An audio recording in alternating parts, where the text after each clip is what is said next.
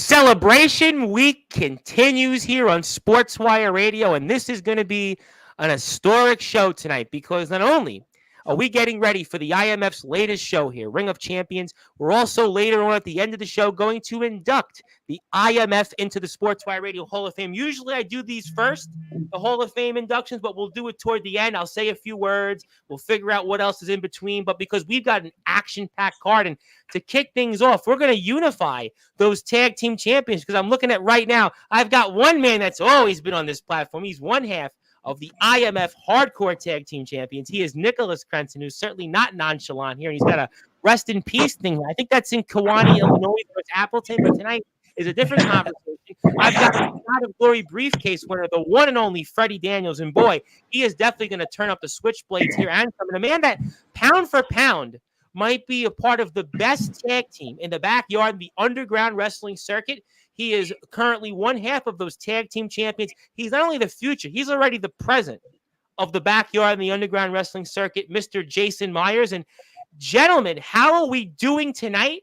And this is a big match. We're unifying those tag team championships. I'm going with Freddie Daniels first because he's the Shot of Glory briefcase winner. And he's going to tell me, for those that are listening and watching here, in prime time, the brightest lights, the biggest stage, the only platform where all wrestling matters, why Freddie Daniels and Johnny Walker are going to be claiming gold and are no longer going to have to worry about being switchblades. They're going to be worrying about who can switch holding a bigger tag team championship belt that's unified. You know, Tom, I unified the tag titles once. And this weekend, I'm going to do it again. And this time, I'm going to have Johnny Walker by my side instead of Mr. Jordan Nets. So I'm actually going to be able to hold on to him this time. Well, that's going to be certainly a potential indication of what's to come. Nicholas Crenson, a man that has been holding on to these hardcore tag team championships for dear life. And I think a lot of people are going to be wondering, how can you unify those tag team championships and maybe show everybody why, once and for all, Death Gallery shouldn't be underestimated or overlooked? Tom, I could say, I'm going to just walk right into Ring of Champions and go through every single team with Darkfire and just wipe the floor. But that'd be dumb. What I'm going to do, though, is I'm going to walk in, me and Darkfire, we're going to put our working boots on, and I'm going to come in to kick every single one of the opposition's asses, including you, Freddie. Freddie, I have a little bit of beef with you. You basically tried to choke me up last show, and you kind of succeeded there, bud. But here's the thing: I'm kind of in a shitty mood lately, and I'm going to choke you out like the bitch you are. Now, Jason, we still have a lot of unfinished business, and I get the feeling that I'm going to have to work towards getting my hands on you. And that's fine. But at the end of it, Jason, I'm going to wring your neck. I'm going to give you a concussion like you did me. And then I'm going to take your gold. Nicholas Crenson, certainly you seem like you have a lot in your mind, but I'm going to go to Jason Myers because, you seem to be the target, and for good reasons. You guys have been, as I stated, pound for pound, one of the best tag teams, maybe the very best tag team in the entire circuit. You guys certainly have a bullseye on your backs. Ox McCoy in his promo that came out yesterday on Instagram talked about everybody was going to get FFF'd, and then it came to you and Jordan Nets. He said basically, well, that's where the competition is going to lie. And I'm going to ask you now, for those that are listening and watching on Sportswire Radio, you don't have to unify anything. You've already got the gold, and you've got the gold that everybody in this circuit desires. And tell me why you guys are going to continue to stay on top, not only in the IMF, but probably in the backyard in the underground wrestling circuit of tag teams. And it is right that we are the targets. Crimson, Freddie, just like you said, I'm going to overlook you. And I'm going to go right to the Hellhounds. Because the Hellhounds are the only team that matters. We've beaten the Furious Tees. We've beaten the Switchblades. I've came close to beating you. In your own match. In your own match. Close is not beat. You couldn't beat me. So what makes you think you couldn't beat me then? You're going to take these from me. Freddie, you have a briefcase for a singles title. You can't cash that in on these. You're not Listen, something I want. Hey, no one wants to sit here and listen to a dude who keeps calling himself the future but keeps looking in the past. And, Crimson, you said that you didn't want to come on here and say that you were going to kick everyone's asses, but then that's exactly what you did. You came on here and you talked about how you're going to kick everyone's asses. Well, Crimson, let me take you on a history lesson, okay? I choked your tag team partner out with my guillotine. I choked you out with my guillotine. You guys became the Death Gallery.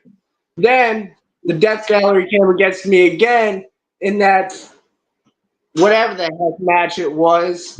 And I sat there, and at the end, I choked you out again. You really think that you could come into the ring and choke me out? No. And Jason, like I said, you keep looking in the past but keep calling yourself the future. And your tag team partner, he couldn't hold on to the gold when I was with him. So what makes you think that he can hold on to the gold when you're with him, huh? Hey, where is your partner anyways, huh? He's not there. You have both the titles there. He's not there, just like he's not going to be there for you in that match when the Switchblades show you what we're made of and we cut through the tag division. I want to ask Nicholas Crenson something here first, and we're going to continue to put up the links here to support the IMF. Obviously, we've sponsored the show here on Sportswire, and I've gone the extra mile. I want to repeat this here for the audience. Not only have I bought one ticket, not only have I bought 2 tickets, I'm going to be buying 3 tickets, so you can watch this and a slew of great other matches here. And please hit the sub button for our friends in the IMF, because the IMF is almost at 2,100 subscribers. I'm on my road to 1,000 subs, and if you are here, hit the sub button for me. I am literally almost there, and I want to get there just like I want to get the IMF to 2,100 subscribers. Nicholas Crenson, you did say you have a lot on your mind. You've definitely been going through a lot. You've got this back and forth, obviously, with Freddie Daniels. That's been going on for months. You've also got what's been going on with Ox McCoy and Urich the Viking. But then you've also got this other guy, this trampoliner that I know is going to, for whatever reason, use this as an opening salvo. What's going to happen up north in Appleton? Nicholas Crenson, I mean, we talked about Jason Myers. That's got all the shots fired at him. Nicholas Crenson, how are you going to be able to stay focused? Because you've got all these scores to settle, and on top of that, a trampoliner, a Furious T, one of them in Tyler Fury that, well, he wants to put the nail in the coffin in you and your company, and he's going to potentially start that, well, as soon as this Saturday. You are right, Tom. I have to deal with Tyler Fury on the pre-show. Both of our partners banned from ringside. It's going to be a straight-up one-on-one. Tyler, I've been in the ring with you before, kid. But this is different now. This is different because your career is on the line right now, more or less, some would say. Especially after the last few weeks. Everybody in this circuit's talking about that. And that's the funny thing. You see, I get to be the one whose back is against the wall, and I like that. I enjoy that, Tom. Because it's also when I become my most dangerous. Well, okay. Well, we'll certainly find out here. But for you, both Freddie and Jason, the Hellhounds are the most intriguing part of this. I mean, Ox has said a few different things. Do you just stay focused and just let it all sort out? How do you both deal with the Hellhounds? I will say that when it comes down to the Hellhounds, you got one big guy and one pretty small dude. You take the one guy out, you're left with one. That leaves you a 2-on-1. What is he going to do against two?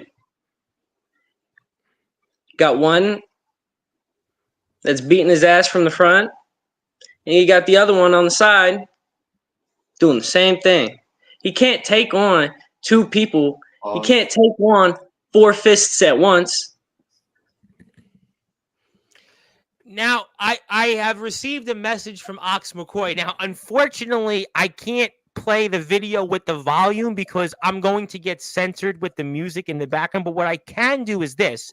I'm going to put the poster up. And then what I'm going to also do here is while we're here with Ox, we have that here. That's the picture, by the way. Ring of Champions. You got Furious Tees, Hellhounds, Death Gallery, who are the hardcore tag team champions, the Midwest Express, who are pound for pound, maybe the best team right now in their entire circuit. And we've got the Switchblades there, and that's going to be the show. What I can do is I can show some of the video, and I can obviously, you can see some of it, just Ox and just the way he looks. I can't necessarily play the video, unfortunately, because of the music in the background. But, I mean, will it be easy for you guys in one sense to maybe all unify toward Ox McCoy because he's that one common big guy that you guys all nevertheless may want to eliminate, and let's all fight it out? Listen, when it comes to Ox, okay, he came in as a hardcore dude. He lost his titles to some people that weren't even in really a hardcore position. So what does history show happens when you take the hardcore out of Ox? He loses. And you know, his tag partner, I may have never beaten him, but this Saturday, that's going to change. Because Yurik, like everyone has been saying, one, he's imaginary, and two, he's the little hellhound. He's not the big one like Ox. He's not going to be much of a problem when the two of us, like Jason. Jason's smart sometimes, but not all the time. So. All right, so let me ask all you guys. Go ahead, Jason. Go ahead. Freddie's got a point. Look at that man in that video. You're going to tell me you're not going to be worried about him? That is my only goal. That is my only fight right there. I know my tag team can take anybody else in this. Him, he's going to put up a challenge. See, Jason, that's where you lose. You have doubt in this. You think that this dude is going to sit there and pose a challenge to you. See, me and my partner, Johnny Walker, we don't have any worries in this like you, Jason. We know we can go in there. We can beat the Hellhounds. We know we can beat the Midwest Express. I know I can beat Death Gallery. That's delusion. And these Furious Tees, they're nothing. One's a trampoline and another one. Hell, my tag team partner is beating his ass. Everybody's using that word about Tyler Fury. Boy, Tyler Fury's the one that basically nobody's really counting on it. That's so fascinating. You go from one extreme to another. Ox is this hardcore deathmatch veteran, and Tyler Fury is considered this kid that we don't even know if it's going to be past his bedtime or if he's even allowed to be in the match in itself. That's such a fascinating thing here. But let me, in the interest of time, let everybody go around the room. Ox is not the one I'm worried about. You're not worried about Ox. You're worried about Tyler Fury? No. On the Hellhounds, I think we're overlooking Yurik. I've been in the ring with both Ox and Yurik. Obviously, yes. Yurik is a juggernaut. Well, he's an institution, and Freddie and Jason can vouch for that. He is an institution in the IMF. The IMF, in terms of their success, Yurik has been there for a number of different. Man just needs to be put in a mental hospital. Do you think it wasn't by design that we attacked Yurik and took him out? And that's because you guys were going to certainly have a more difficult time 2-on-2. Yeah, we know that. It would have been a far more difficult time. out of him, between Ox and Yurik is the one who's more dangerous. Do you think Yurik is the? Hold on. See, Yurik Crimson, is not as dangerous as Ox. I've If you been in look the at ring with Ox, both. someone who uses glass, tacks, And- anything he can get his hands Ox on is to a make you hardcore bleed. deathmatch And- veteran. No question. see, I tell you what, that's I'm where going you're both wrong. to bring this back around in the interest of time. I want everybody to go around and ask each other a question, and then afterwards, I'm going to go out and say, what would it mean to you guys to have the unified title? So I'm going with Freddie Daniels first. If you want to ask either Crenson or Myers anything before this Saturday, you got the floor. Crimson, the only question I have for you is, are you ready to be choked out for, what is it, the third time now? And Jason, are you ready for Jordan to disappoint you just like he disappointed me when he lost our tag titles? I'll go ahead and answer. No, I'm not worried that he's not going to show up. Because before we were even legitimately the tag team champ, I'm pretty sure we went to XCW and successfully defended these titles under Midwest Express. And also, you guys were on, I believe, the most successful, the highest viewed episode on Encounters. You see, Jason, Easy. I didn't Our ask name's you if you guys are Our faces ready. are trapped. Come on. I didn't ask you guys if you're worried. I asked if you guys are ready. And then you bring up that your partner doesn't show up. I didn't say he didn't show up for me. I said that he didn't do his job when it mattered. See, you're over here worrying about other things You other said than the show up for one thing me. that you need You to worry said about show for up your for partner. me. Well, we'll certainly find out. Nicholas Crenson, I want to turn it over to you. Do you have any question you want to ask to either Freddie Daniels or Jason Myers? Yes, are you guys ready to go to war? Nicholas Crenson just going right for the jugular. He's saying straight to the point, are you guys ready for war? Are you ready? That's to quote the Macho Man song from his Be a Man album. Oh my God, Nicholas Crenson is really going for the jugular. I mean, right to the point there, Nicholas Crenson. I mean, boy, this is an opening firing shot. Let's just say the Saturday Ring of Champions, Palo Community Center. We know where you stand. Champ, Jason Myers, do you have anything that you want to say to these guys in a question or any form?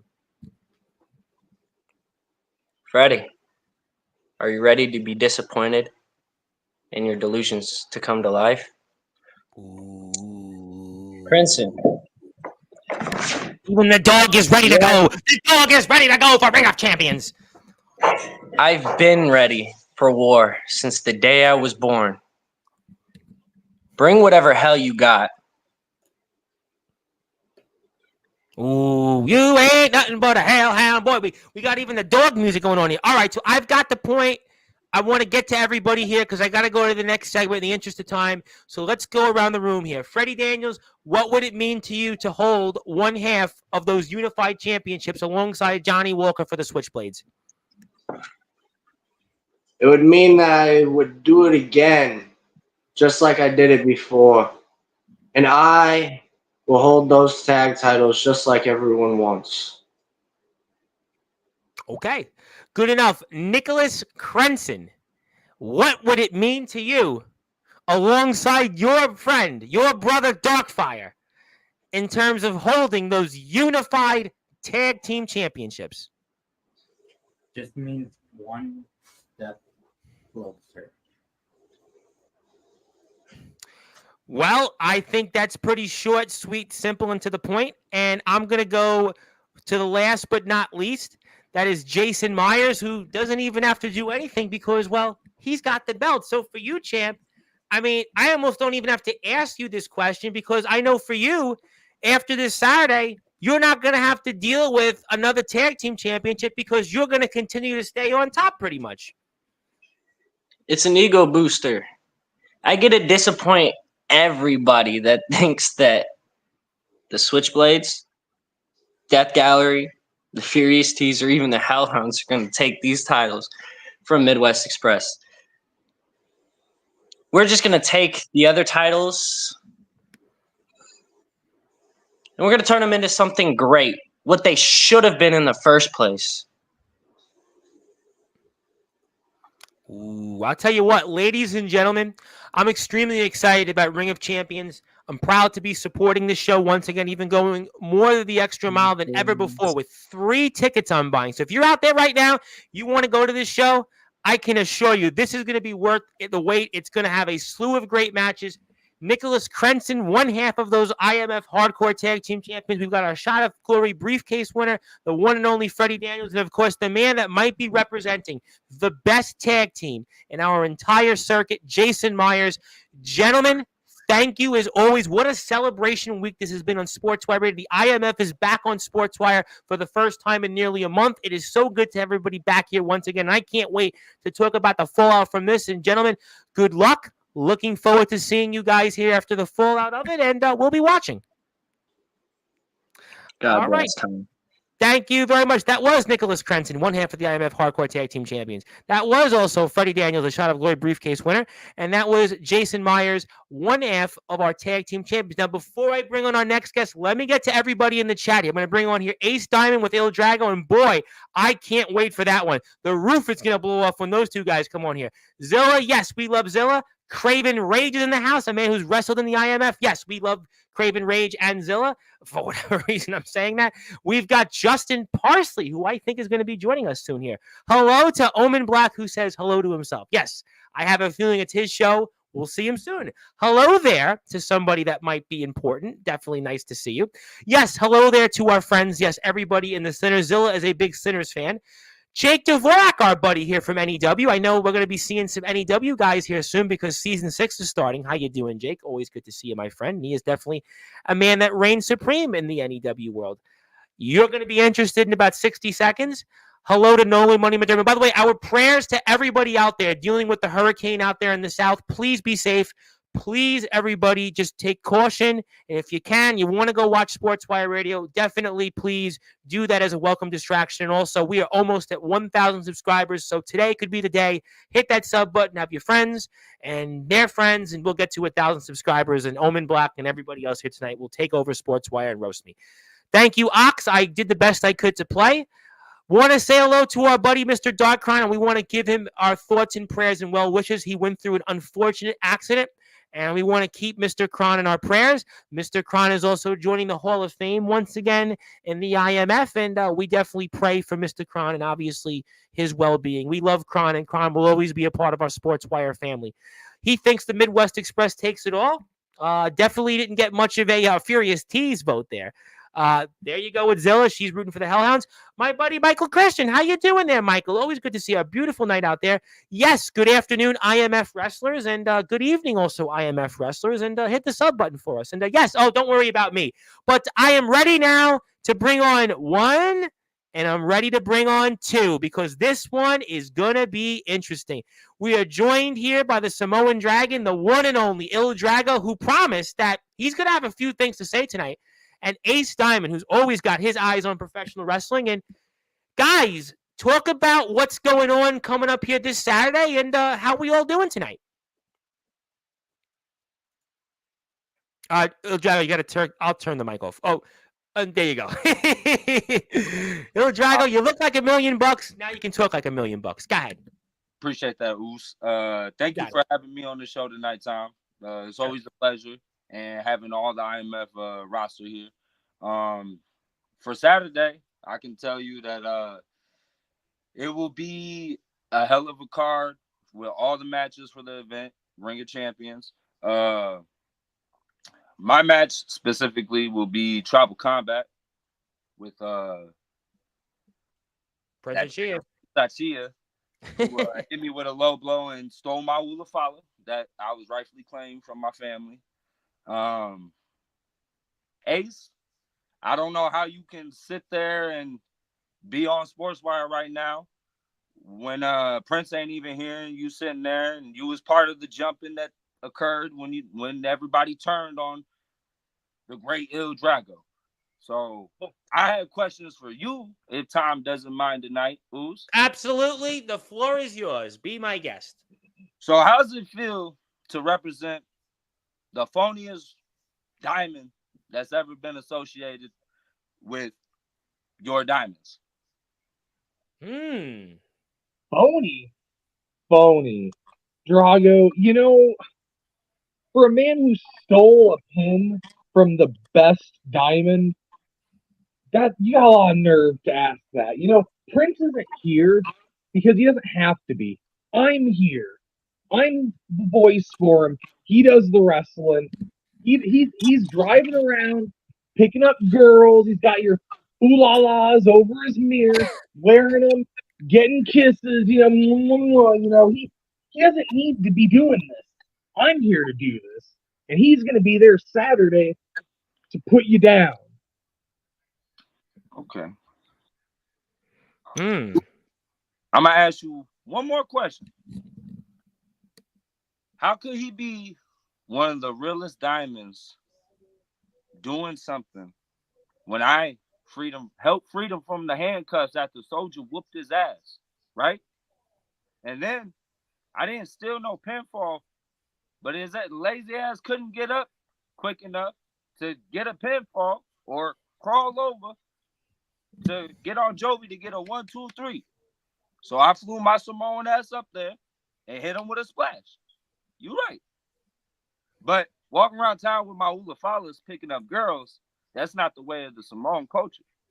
Wear them like that is highly disrespectful. So not only did you make things worse for the matter of Prince Achia, but you also did for yourself. So not only will you be walking out with your greatest diamond down to the ring, but you'll be walking down to the greatest ass whooping that you've ever experienced or seen. Both of you. Uso?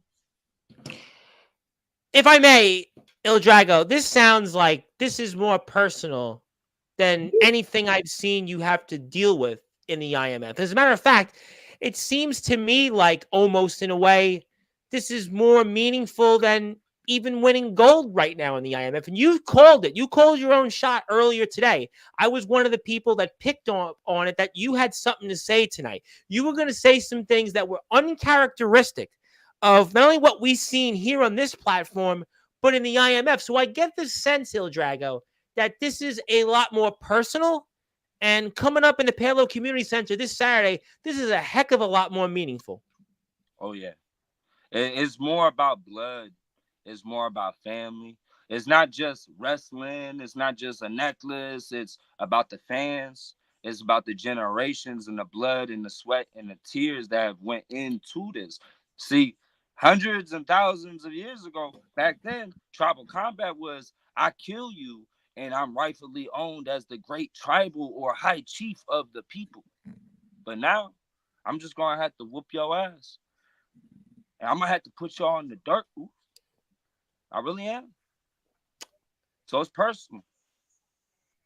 Ace, what's going on here? What do you think? Well, first of all, tribal combat is just a fancy word for hardcore match. So, that's not giving you an advantage, changing the name of the stipulation. It's still going to be a fight. It's going to be a war. And Prince has gone to war, and Prince has won. As a matter of fact, I've gone to war, and I've won. Let's not forget, I was a part of that match that you got your little pinfall for. Congratulations. I guess I should be thanking you, maybe. I don't know. I shouldn't, because anyone I could have gotten the pin. He was done. He was out. Any of us could have gotten that. You're not special for getting one pinfall. And if I remember right, you went on to the main event later and lost. So you are better off with Ace than you are without Ace. What do you think about that, Il Drago? What do you think about that? I think you're wrong. I think Ace Diamond's scared that the diamonds ain't gonna be the diamonds no more in the rough.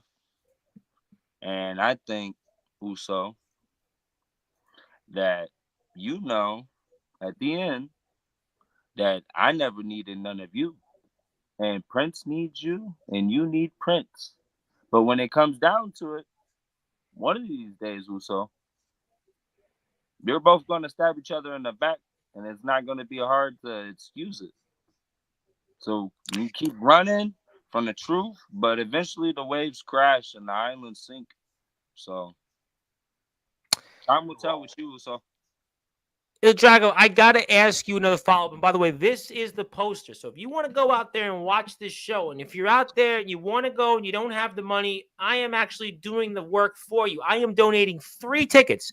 So if there's 3 lucky people out there, you're watching this wherever you are, to the end of this show, you're going to have that opportunity. And this is a match, Prince Iachia against Il Drago. This is going to be a war. It can see it's personal, and that's why we're excited about Ring of Champions once again in the Palo Community Center. My name is the Reverend Tom Bryce, your voice figuratively and literally where all wrestling matters. Il Drago, let me ask you this question. And I know this is definitely different from what I'm seeing tonight, but is this the biggest career coming up here in the IMF? You think that's a fair statement, and what's your thoughts? I think right now, for me, this is going to be the biggest match for me for my career. Right now, probably as big as some would say a title match. But like I come through and I say, not only does all wrestling matter, so do all people. And Ace, I tried making it seem like, okay, I'm going to come through and become part of this faction of people that I call Usos and my brothers, but they all turned on me. And they all whooped my ass for a couple seconds.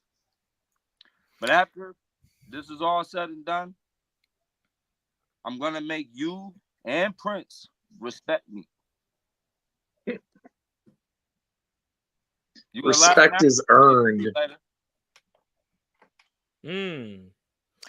Ace, let me ask you a question.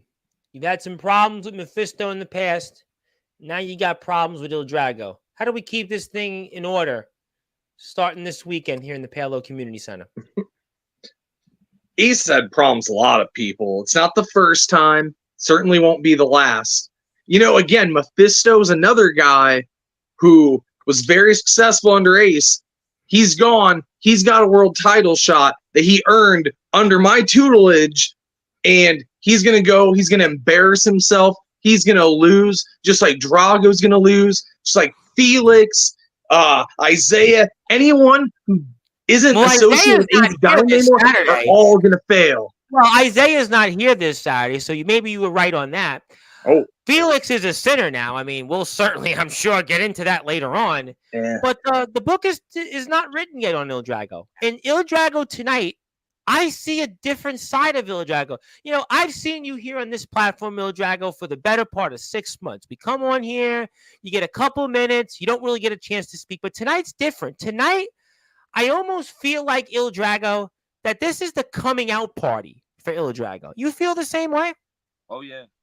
And let me tell you something right now, for Tom, thank you, because you're always good at looking at everything and pointing it out, and you the voice of the backyard entertainment. And everything. I appreciate that. My mother's out there listening, and I hope she knows that I want to die in the backyard. Oh, That's a we different show for a appreciate you. different time. Go ahead. Appreciate you. But Ace, Appreciate that.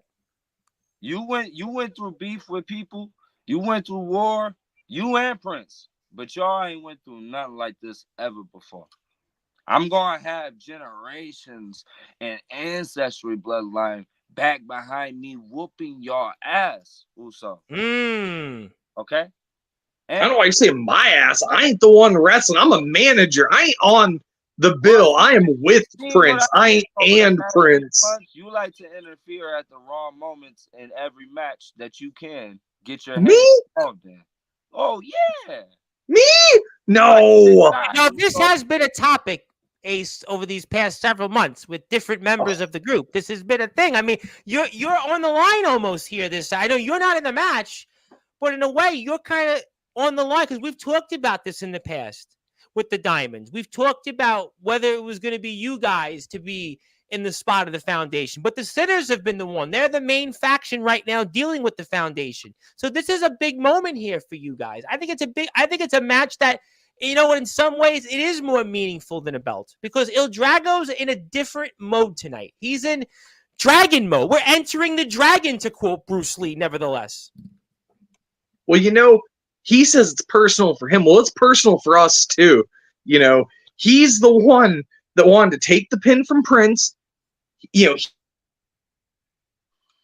And I think he was trying to make it more about him. And I just, no one's bigger than the diamond itself. And I think he's going to learn that come Saturday. Well, before we do anything else here and get to final thoughts, I do want to plug something because I am a sponsor for a second thing here tonight. And that is actually something local and important to my heart. And I think my mother actually might know a little thing or two about this. We have a huge thing coming up here. It's called Pit Bulls and Addicts. It's something here to help out the cause for animal adoptions. It's all funds go rescuing our different pets and animals out there. It's an amazing support and support for organization. It's meet and greets adoptions. It's pitbullsandaddicts.org. It's pitbullsandaddicts.org.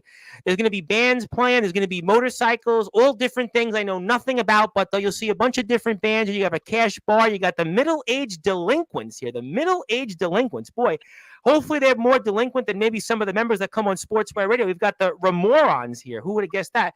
Some little band called Goldie Rocks. I see they're playing here. We've got Rolling Deep and a whole bunch of other things. It'll be here in the Mid-Island of Staten Island, 33 Quimby Avenue. And yours truly is sponsoring the event. Yours truly has bought a ticket because, after all, there's no more generous person than yours truly, I like to think, on Sports by Radio. But we like to thank, actually, my mother, who's one of the people that's playing at the benefit, for allowing me to sponsor this and help out a cause that I think we all can get behind. And if you'd like to see more information on it, you can go to pitbullsandaddicts.org.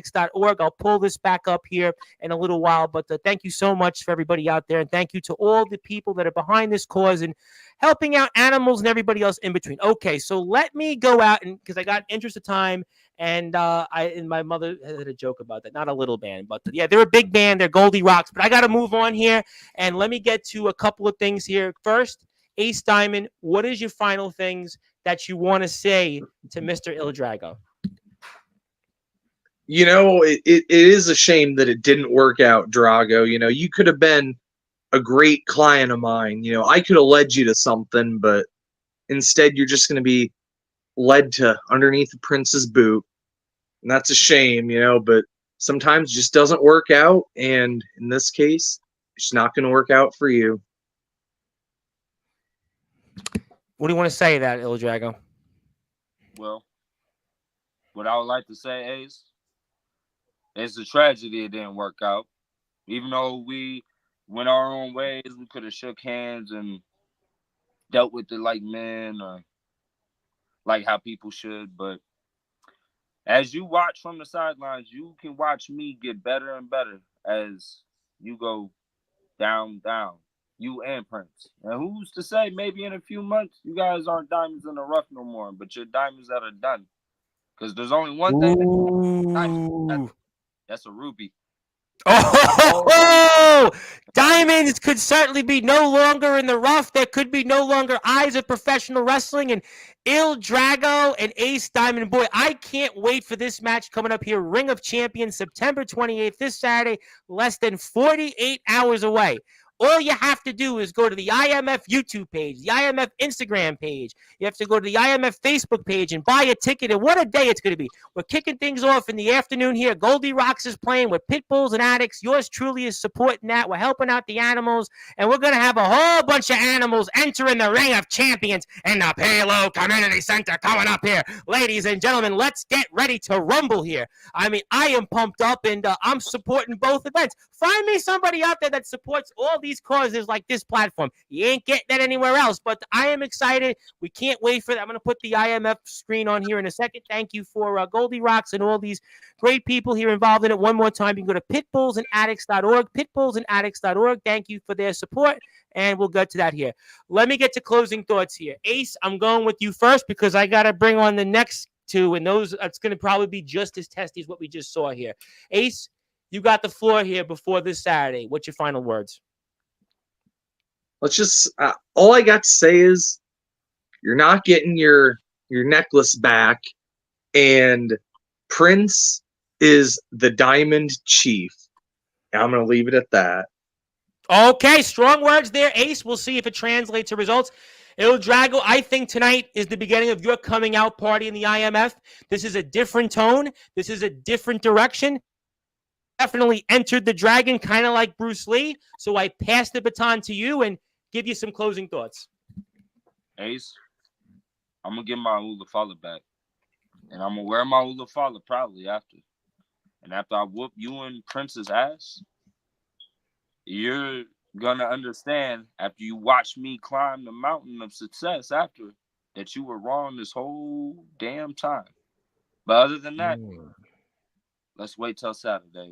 Oh, baby, I cannot wait. Boy, am I fired up for this one. Boy, am I fired up. This is what it's all about. This is all wrestling matters. This is a celebration week on Sportswire Radio like you've never seen. This is a night. This is why the IMF is going into the Hall of Fame. This is a platform, ladies and gentlemen, the IMF is built. And this is the poster here. IMF Ring of Champions. Look at what we're getting here. Boy, Ace already talked about Mephisto. We've seen what's going on between Prince and Il Drago. We got, listen, JX, the matchmaker. Is he alive against Omen Black? It is his show after all. We've got a slew of other great stuff ahead. I'm going to get to the next one here very shortly. So please go out there, support the IMF. I will definitely put up the YouTube page and everything else. So, gentlemen, great stuff. I'll play the chat's comments after you guys leave off to make the next line change.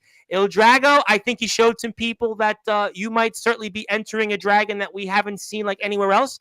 And Ace, we'll see what happens if Prince gets a big win and continues to, let's say, ride high with the ladies. But we'll certainly leave that for a different platform at a different time. But, gentlemen, thank you so much. And I can't wait for this Saturday. All right, that was Ace Diamond, the eye of professional wrestling. That was the Samoan Dragon, Il Drago, who's fighting for his history. He's fighting for his family. He's fighting to be a name. He is certainly going to be a tribal head, I have no doubt, very soon. And that could start this Saturday here. My name is the Reverend Tom Bryce. Il Drago is fired up, that's for sure. Let me get to the chat here before we get on the next two people who are no strangers to this platform. I got a lot of people that want to talk about this here, so let's go with it. Let's see here. Anthony Steele, he'll be on here in 60 seconds. He's a fan of Il Drago. Anthony Steele, always never afraid to say what's on his mind. Is he scared to face Drago? This isn't even a match. But you know what? I think Il Drago had a different tone type. This is not the Il Drago we've seen before. Yeah, Mr. Kron, you made a big mistake, and unfortunately, you had a Tony Iommi-like injury here. Definitely, unfortunately, we'll hopefully have you get us some war pigs here in the ring when you return. Ace Diamond needs a Samoan spike. Who knows? I think that's somebody else. Mephisto, I'll be seeing him real soon. Dragon will easily take care of business. Who knows? Listen, things happen. You live and learn, you know, that you definitely learn. Drago is better without you. Well, diamonds are cracked. Well, they could very well be. Yes. How do we say that? Is it Mata Il Drago? Mata Il Drago? Anthony Steele always has popcorn. Ace is a bum. Well, we'll have to find out. Ace, your butt has gotten more views than any of a Princess's match. Well, we'll find out. Yes, a lot of popcorn emojis here. Rage isn't going. I don't know. That's a question. Yes, Mom is here, and I don't know if she liked the plug, but what can you do? Is he scared that Jovi is more hardcore than him? Well, it's a good point. Yes, rock and roll Sportswire Radio. Yes, and hit the sub button for me. If you want to get me to 1,000 subs, I appreciate that. Yes, we're saying hello to everybody and not taking it to the high voice. Yeah, thank you. I heard Ace and Silver Wolf are brothers. Confirm that for us. Hello there to Hillbilly Tilly, who I know shared our show not too long ago. Wrestlers and rock and roll. Yes, Ozzy Osbourne appeared in WrestleMania 2. I mean, I'm sure Kid Rock's done a few. Motorhead. Yes, the IMF will be in the Hall of Fame. I'll have the picture up for that at the end of the show. They're not a little band. It was kind of a joke reference to say how big the band was, but I think you appreciated the plug. Thank you for that. Yes, I did get that right. I think I did. Ace Diamond, a Silver Wolf Diamond. Yeah. Wrestlers, yes, it is very fun. I'm sponsoring the event. When will I get on the announce table? Well, let me get to 1,000 subscribers, and you might want to say stay tuned. The Sinners are the greatest faction. Speaking of people who I'm watching this Monday, Jacob Frost. I heard somebody out there in the Sinners is paying attention to him. Sasa Lana Asini Us. Sasa Lana Asini Us. I tried my best. Jason Storm is a part of the Sinners. Yes, he is. Yes, he's a part of 2 Hall of Fames now. Pics might be too graphic for YouTube. Yeah, we're not going to show that. We're a family station. That'll work on Silver Wolf Show. But I think it's time to bring on these two men. Yeah. Two men you would arguably say have built this platform. Where would this platform be without these two men? And they just seem to be in the way of each other for the past 5 days. And boy, did he return after his long absence. People were wondering, was he banished to the South? Was he never coming back in the ring? And he's back once again. It is his platform, the most controversial underground wrestling history. The legendary Anthony Steele, now soon to be 4-time Hall of Famer in a matter of minutes, and the man that is America's resident rock star. I believe also now a 4-time Sportswire Radio Hall of Famer, if I'm not mistaken. That is the one and only America's resident rock star, the United States champion, John Jovi. I hope this is a better night for you than it was 48 hours ago, because I think that might have been one of your worst nightmares in your career with what you dealt with. But gentlemen, I don't even have to do anything because I know you two like the back of my hand, and you two have been institutions on this platform. And take it away, gentlemen. Ladies first, Steele. Oh, of course. You want to see for those in Resurrection. As Anthony Steele, has Sean Jovi been cooperating in Resurrection? Who knows? Hey, that's fine. I'll go first. I'll show some love for your job. That way you can actually have a promotion that you're worth something at. He's already talking about that nail in the coffin. Jovi's down. Mr. That's Sean Selby's job. I don't know who that ain't Jovi's job. Hey, listen. I understand you want me to go first because, the real deal always speaks the truth. And I want to give a shout out to Mama Bryce. How you doing? Let me show you why Tom Bryce picks the best people to be on his show, because right now you have the best motherfucker on the screen. So, Jovi, we are 2 days away. We are 2 days away, less than 48 hours. And it seems like someone has kind of taken himself out of the equation. It seems like we no longer have to deal with Mr. Isaiah Rage. We no longer have to worry about a because he knew what was best for him. Maybe because he knew that maybe he couldn't cut the mustard with you. Maybe he knew that Sean Jovi, that was a mountain that was too tall to climb for him. And maybe he knew what was best. Maybe is that the case, Anthony Steele and Sean Jovi? Is that what you think? You got half of that right. You got half of that right. See, the half that you got right is that he knew he couldn't step foot in a ring with Anthony Steele without getting his ass kicked. See, because let the story be true that in Summer Bash, I'm the one that eliminated him from that Royal Rumble. And that same weekend, he beat you, Jovi. He took that championship off your shoulder and made it to where you went back to Wisconsin, where the only thing that is great from Wisconsin is two things, and that's the Packers and Mr. Kennedy. And trust me, one of them hasn't been relevant in a long time. And trust me, you're not going to be the next one that has. Wrestled him, but Tarzan's irrelevant on sports, so pretty much the same thing. So you got to understand one thing, Jovi, is you've lost to that dude. I have not. So he was fearing Anthony Steele. He was worried about that. What the real deal was speaking on Sportswire Radio, on every other platform that I get on, was true. And that is that I'm going to leave Saturday with that championship. But you of all people, I would have thought have backed out. I thought you would have handed me that championship on a silver platter, because you know that once you step in that ring with me, you're done, dude. You're done. See, I'm about to make you as irrelevant as WCE in the year of 2023. Oh my God! Last year was the summer of Jovi, but Jovi, is Anthony Steele telling us that 2024 is going to be the Isle of Irrelevancy when it comes to Sean Jovi? No, Impossible. What I'm saying is 2024 is the Steele era, and Jovi, you happen to be living in it. You walk straight through the front door. And I'm by the way, 33% discount right now. T-Public store, 33% discount. Make sure you go get your shirt. If I want to go check out the store at Steel Nation, I will have the link here in a couple seconds. I just pre-released the new Anthony Steele breast cancer awareness merch, dropped right now, 33% off. Go check it out. Go grab your boys some merch and support the Steel era. But Jovi, back to you. Man, you got to understand, man. On this mic, you can't touch me. And I'm going to show you this Saturday in this ring, you can't touch me. Because if the lesson is learned, what's happening to you reminds me of someone that used to be on here a lot.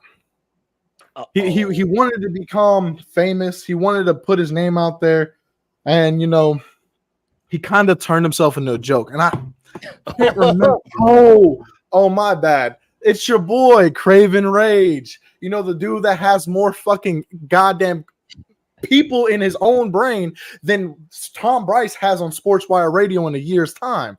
See, you gotta understand, Jovi, is you might be the resident rock star, you might be America's rock star, but to me, you're just a victim at my game.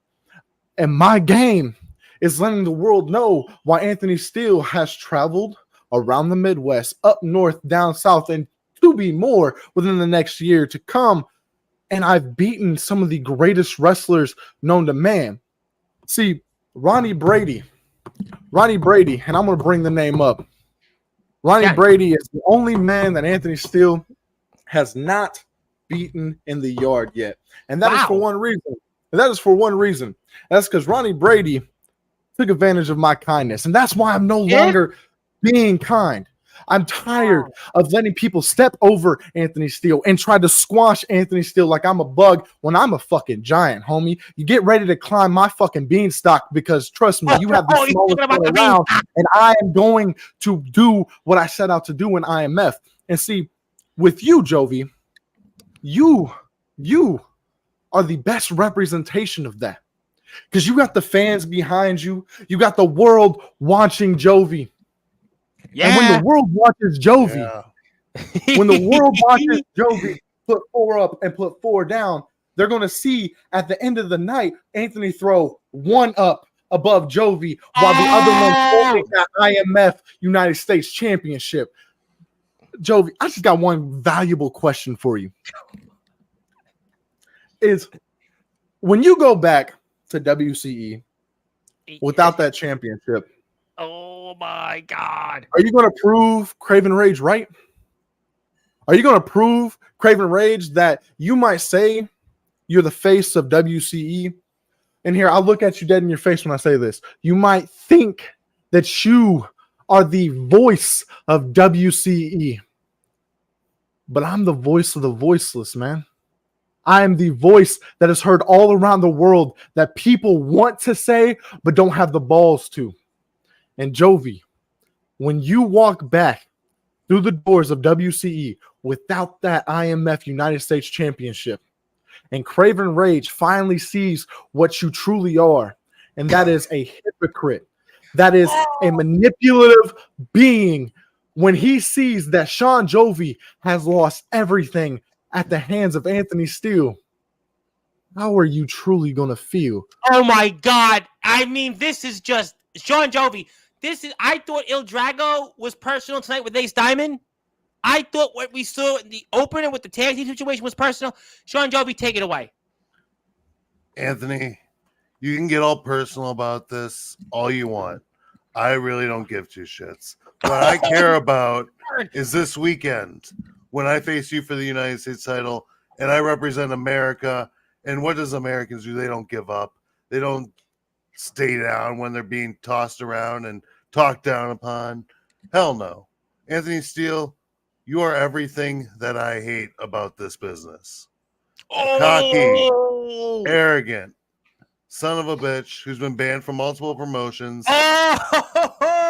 He did it. He brought it up again. Who has an overinflated ego. Hell, you remind me of somebody I know. There's somebody you even mentioned. Maybe you are the spotlight stealing hungry Craven Rage. Well, let me ask you. Go ahead, Sean Jovi. Go ahead. I'm gonna have a follow-up. No. Go ahead. I want to ask you something. You said a lot of things that, you know what? Those were personal. But if you beat Anthony Steele this Saturday, do you think then that means he's on a one-way ticket out of the IMF once again? Let me just put it this way, Tom. When I defeat Anthony Steele this weekend, he's going to run his little bitch ass back to Resurrection and beg for his job back. He said Resurrection. Anthony Steele, you'll be going back to Ronnie Brady. Because I'm running your bitch ass out of town. Hey, Hey, look. I'm gonna say this: the only thing that's gonna be running from Resurrection is D'Angelo LaFlame to come face me where he knows he fucking belongs. Oh! That's the only thing that's gonna be running Anthony, you in the forget about direction of Wednesday Resurrection. tomorrow. You See- forget about the backyard Hulk Hogan. You Hey, gotta worry about hey, Sean Jovi because he's giving you a Jovi. one-way ticket back to Resi. Hey, Jovi. Yes. There's one big difference And he's between brought me Bobby out. and He's Craven brought the Rage. crowd. He's brought the There's crowd. one big difference between me and Craven Rage. Everything that I've done is proven. I can show video footage. I don't got to lie about what I've accomplished in my career. And another thing is, I ain't got to own a promotion to make myself world champion because I'm more relevant than that. See, that's where you got to understand, Jovi, is Anthony Steele has been and always will be more relevant than Sean Jovi. Jovi, you've been in this industry for what, 10, 20 plus years? I think Getting 15. close. About in between there, Over in between 15. there. Over a decade. Over a decade. You've been in about 7. And you see, I've been in this going on 8 years. In May of 2025, it'll mark 8 years for Anthony Steel Steele. Nation. And Anthony Steele has been more talked about, more relevant than Sean Jovi. Whether it's me getting kicked out of a company because people hate real and Anthony Steele is the realest fucking dude to talk to, or whether it's because everyone can't compete with Anthony Steele. See, Jovi, you're going to learn the most valuable lesson that I want to teach anybody. And that's when you step up to Anthony Steele, you're going to get smacked in your mouth. And it just so happens you have a token for me to take back to the great state of Illinois, where I reside. See, when I cross those lines into Iowa, homie, you might as well call me Seth freaking fucking Rollins, because I am going to take everything. I'm going to not slay the beast. I'm gonna slay the American rock star, and you ain't gonna be strumming your chords no more, because Anthony Steele's gonna break that guitar straight over your head. Sean Jovi, is Anthony Steele an anti-American? You know, I think he is. You know why? Because he can't beat me because I am an American. Oh! A real God! American. It's The a American moral dream. patriotism. The American It's dream Anthony lives through me. Steele, There is a patriot. reason. There is a reason why America chose me as their U.S. champion and their resident rock star. And I'm going to show you that exact very reason this weekend, buddy. When You're I American, get you down You know in what, a bed Sean of Jovi? I roses got a where proposal you for you. belong, pal. I tell you what, Sean Jovi, I got a proposal for you, because I'm sure you caught wind of the fact that if Anthony Steele defeated you this Saturday in the Palo Community Center, he'll go into the Hall of Fame for a 5th time. But last I checked, you'll go into the Hall of Fame once again, and maybe this Saturday, if you win, you retain your United States Championship. Maybe you'll be the one instead that will be re-inducting into the Sportswire Radio Hall of Fame. How does that sound? Sounds good to me as long as Keith Howard gets to come along for the ride. Steve, Jovi, I want you to listen and actually comprehend what I'm saying. See, you've been running around with your fat ass world champion in Soldier GP. You've run around with your Tubby 2 Omen Black and the rest of the foundation who think that they're the good guys in this situation. They want the fans to get behind them and think that they're great, that they're for them, when you're really all for yourselves. Mm-hmm. See, I'm not anti-American. I'm anti-bullshit. And I expose the bullshitters of the underground and backyard scene. You are spitting so much bullshit. I can smell it coming out of your mouth all the way from down here. See, the reason Anthony Steele hasn't showed up to Wisconsin in WCE is not because he's scared of anybody there. It's not because he's scared of Sean Jovi. It's because I don't want to humiliate your guys again like I did Nicholas Crenson in 10 seconds at Summer Bash. It's not because I don't want to embarrass Craven Rage and make him seem more irrelevant than his entire fucking quote-unquote luxurious career that no one can find. See, the reason why I haven't and most likely won't show up to WCE is because I don't want to be the dude that's recognized as the downfall of WCE, because trust me, y'all have done it yourselves. But come Saturday, I'm going to be the downfall of one thing, and that is the foundation mixing with Sean Jovi because as Isaiah Rage just showed the Sinners, you're going to show that you're the weakest fucking link of them all, like I've been saying for the past week and a half. This is just, I don't know.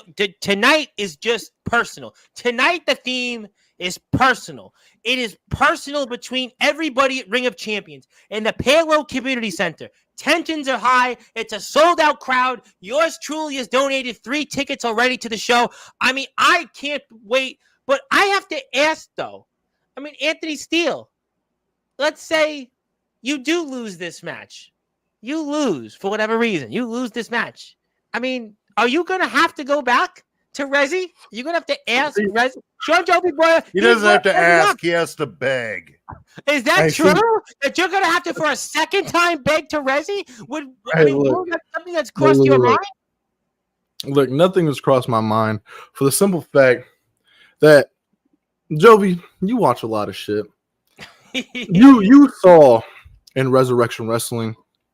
We're mentioning their name. They needed Anthony Steele.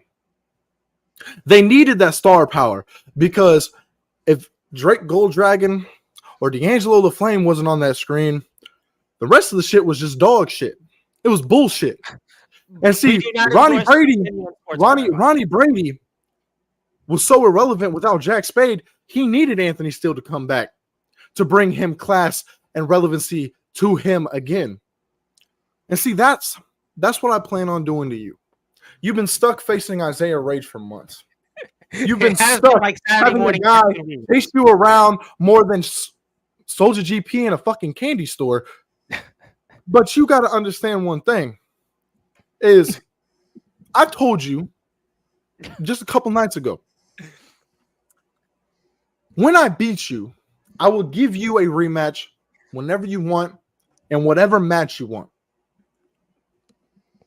But the difference between me and Isaiah Rage is I'm not going to give you that rematch to lose.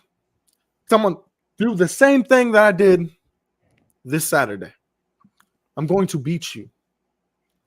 I'm going to demolish you. And I'm going to make sure that everybody on the IMF roster understands that I am the biggest force to be reckoned with. My name is not Ox McCoy. My name is not Omen Black. My name is not Soldier GP. My name is not Felix Jones. My name is not Jordan Nets. My name is not Freddie Daniels. My name is the real deal Anthony Steele. Go ask any promotion that I've stepped foot in. Go ask any promoter. Go ask any promoter that has booked me on their show. Joshua Fletcher. Do I have a bad attitude? Do I have a bad attitude, Jovi? Yes, I have one of the worst attitudes, egos, fucking following behind me. But there's one damn thing for sure, Jovi, that ask any of those bookers and they'll say the exact same fucking thing. That Anthony Steele is one of the best talents they've ever booked on their card, that has ever graced their screen. And on Saturday, September 28th in Palo, Iowa, Sean Jovi, you're going to step in the ring with one of the greatest underground wrestlers in the entire United States of America, and I will represent America. I will represent the fans, and I will represent everything that people don't want to say, and that is bullshitters get thrown out, and the realest fucking guys always prevail. Oh my God, tensions are like no other that we've ever seen. The only way that this is going to end, it's going to be this Saturday in the Palo Community Center, sold out crowd. Before I get to the chat, before we get to final things here, I want to now put the claim out here now. The winner of this match, it's official now, the winner of this match not only walks away with that United States Championship, but they get another appearance in the Sportswire Radio Hall of Fame. Another appearance in the Hall of Fame. Could Anthony Steele be a 5-time Hall of Famer? And Sean Jovi, this make you also a 4-time Hall of Famer, if I'm not mistaken. Yeah. I mean, this is unbelievable. We are now fighting to be in a Hall of Fame once again. If you didn't think this was just about a championship, who's to represent the United States of America? Who's to be more of a patriot? Who represents the values of the United States right now?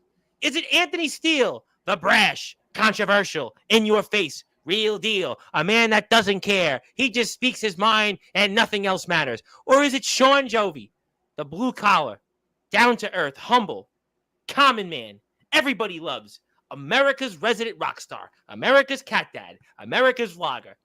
Who really represents the United States of America? People are talking about a presidential election, but I'm more concerned about who's going to represent the United States when it comes to the United States Championship and the Palo Community Center coming up here this Saturday. Let's get to the chat before you two gentlemen have to say sayonara for now. But you two will definitely be back on Sportswire because, after all, you two have been staples on this platform, and you two have arguably helped build this platform into what it is today. And if you are here, hit that sub button for us. I am almost at 1,000 subscribers, and maybe then Anthony Steele will have more controversy on that 1,000 episode celebration of Sportswire Radio, 1,000 subscribers. Ooh, oh, I can't even wait. But let's get to more chats here.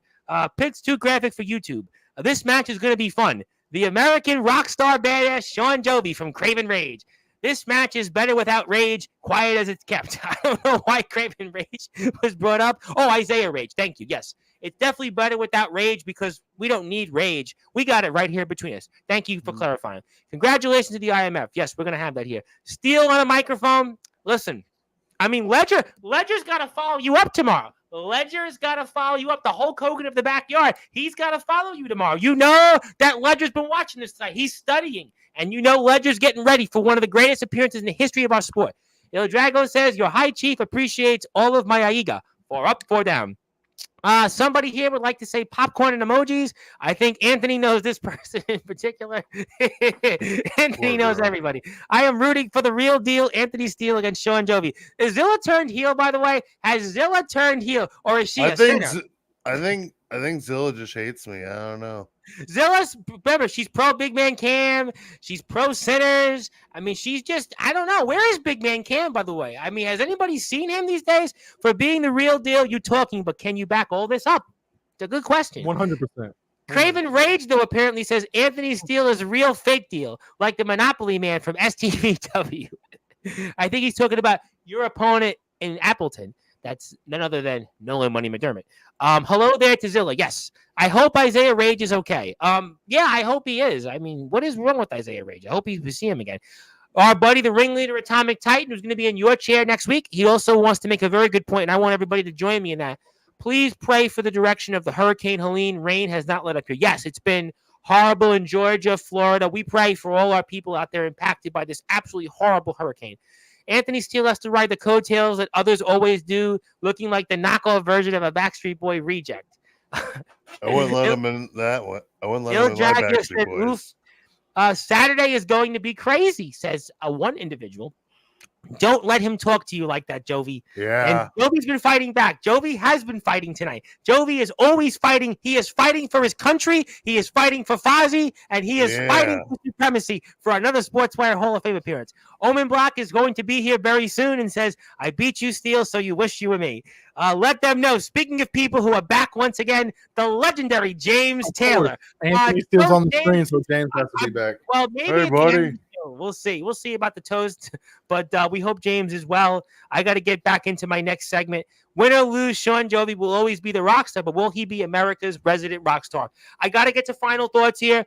Anthony Steele, what is your final thoughts? Let him go first. He hasn't had a lot of time to talk. He's been very quiet. Yeah. He's the champion, though. Maybe he I'm the champ. It speaks for itself, man. But let's be honest. Mr. What, for 48 Steele, hours? You think you're real. You think you're the real deal. Maybe you are. Maybe you are the real deal. Maybe you are the total complete package. But that's where your weakness is. You think you are all these things, but you're not. You're just a punk-ass little kid who thinks he's better than everyone else. And you can say, oh, I'm the real deal and I can back that shit up. Well, we'll find out this weekend, kid, whether you can stand up to your resident rock star, the rock star of the people, the man won dead or alive since 1990, and the man who will lay your bitch ass down in a bed of roses this weekend. Because I'll kick your ass so hard, motherfucker, you'll be living on a prayer. Jovi cursed! Jovi cursed! Jovi cursed! And I agree with James Taylor. Smoking's bad for you, son. Just like I'm going to smoke your ass this weekend. Oh my goodness. Oh my goodness. Sean Jovi just cursed. Anthony Steele, you got the last word tonight because Sean Jovi, for the first time in history, cursed. You got the floor. So, three things. This is all I gotta say to you, Jovi. 48 hours. You're gonna hold that championship, but after those 48 hours are up, you're looking at the new IMF United States champion. Number two. Let's go back to Mr. Raven Rage. I ride coattails. Homie, let me represent this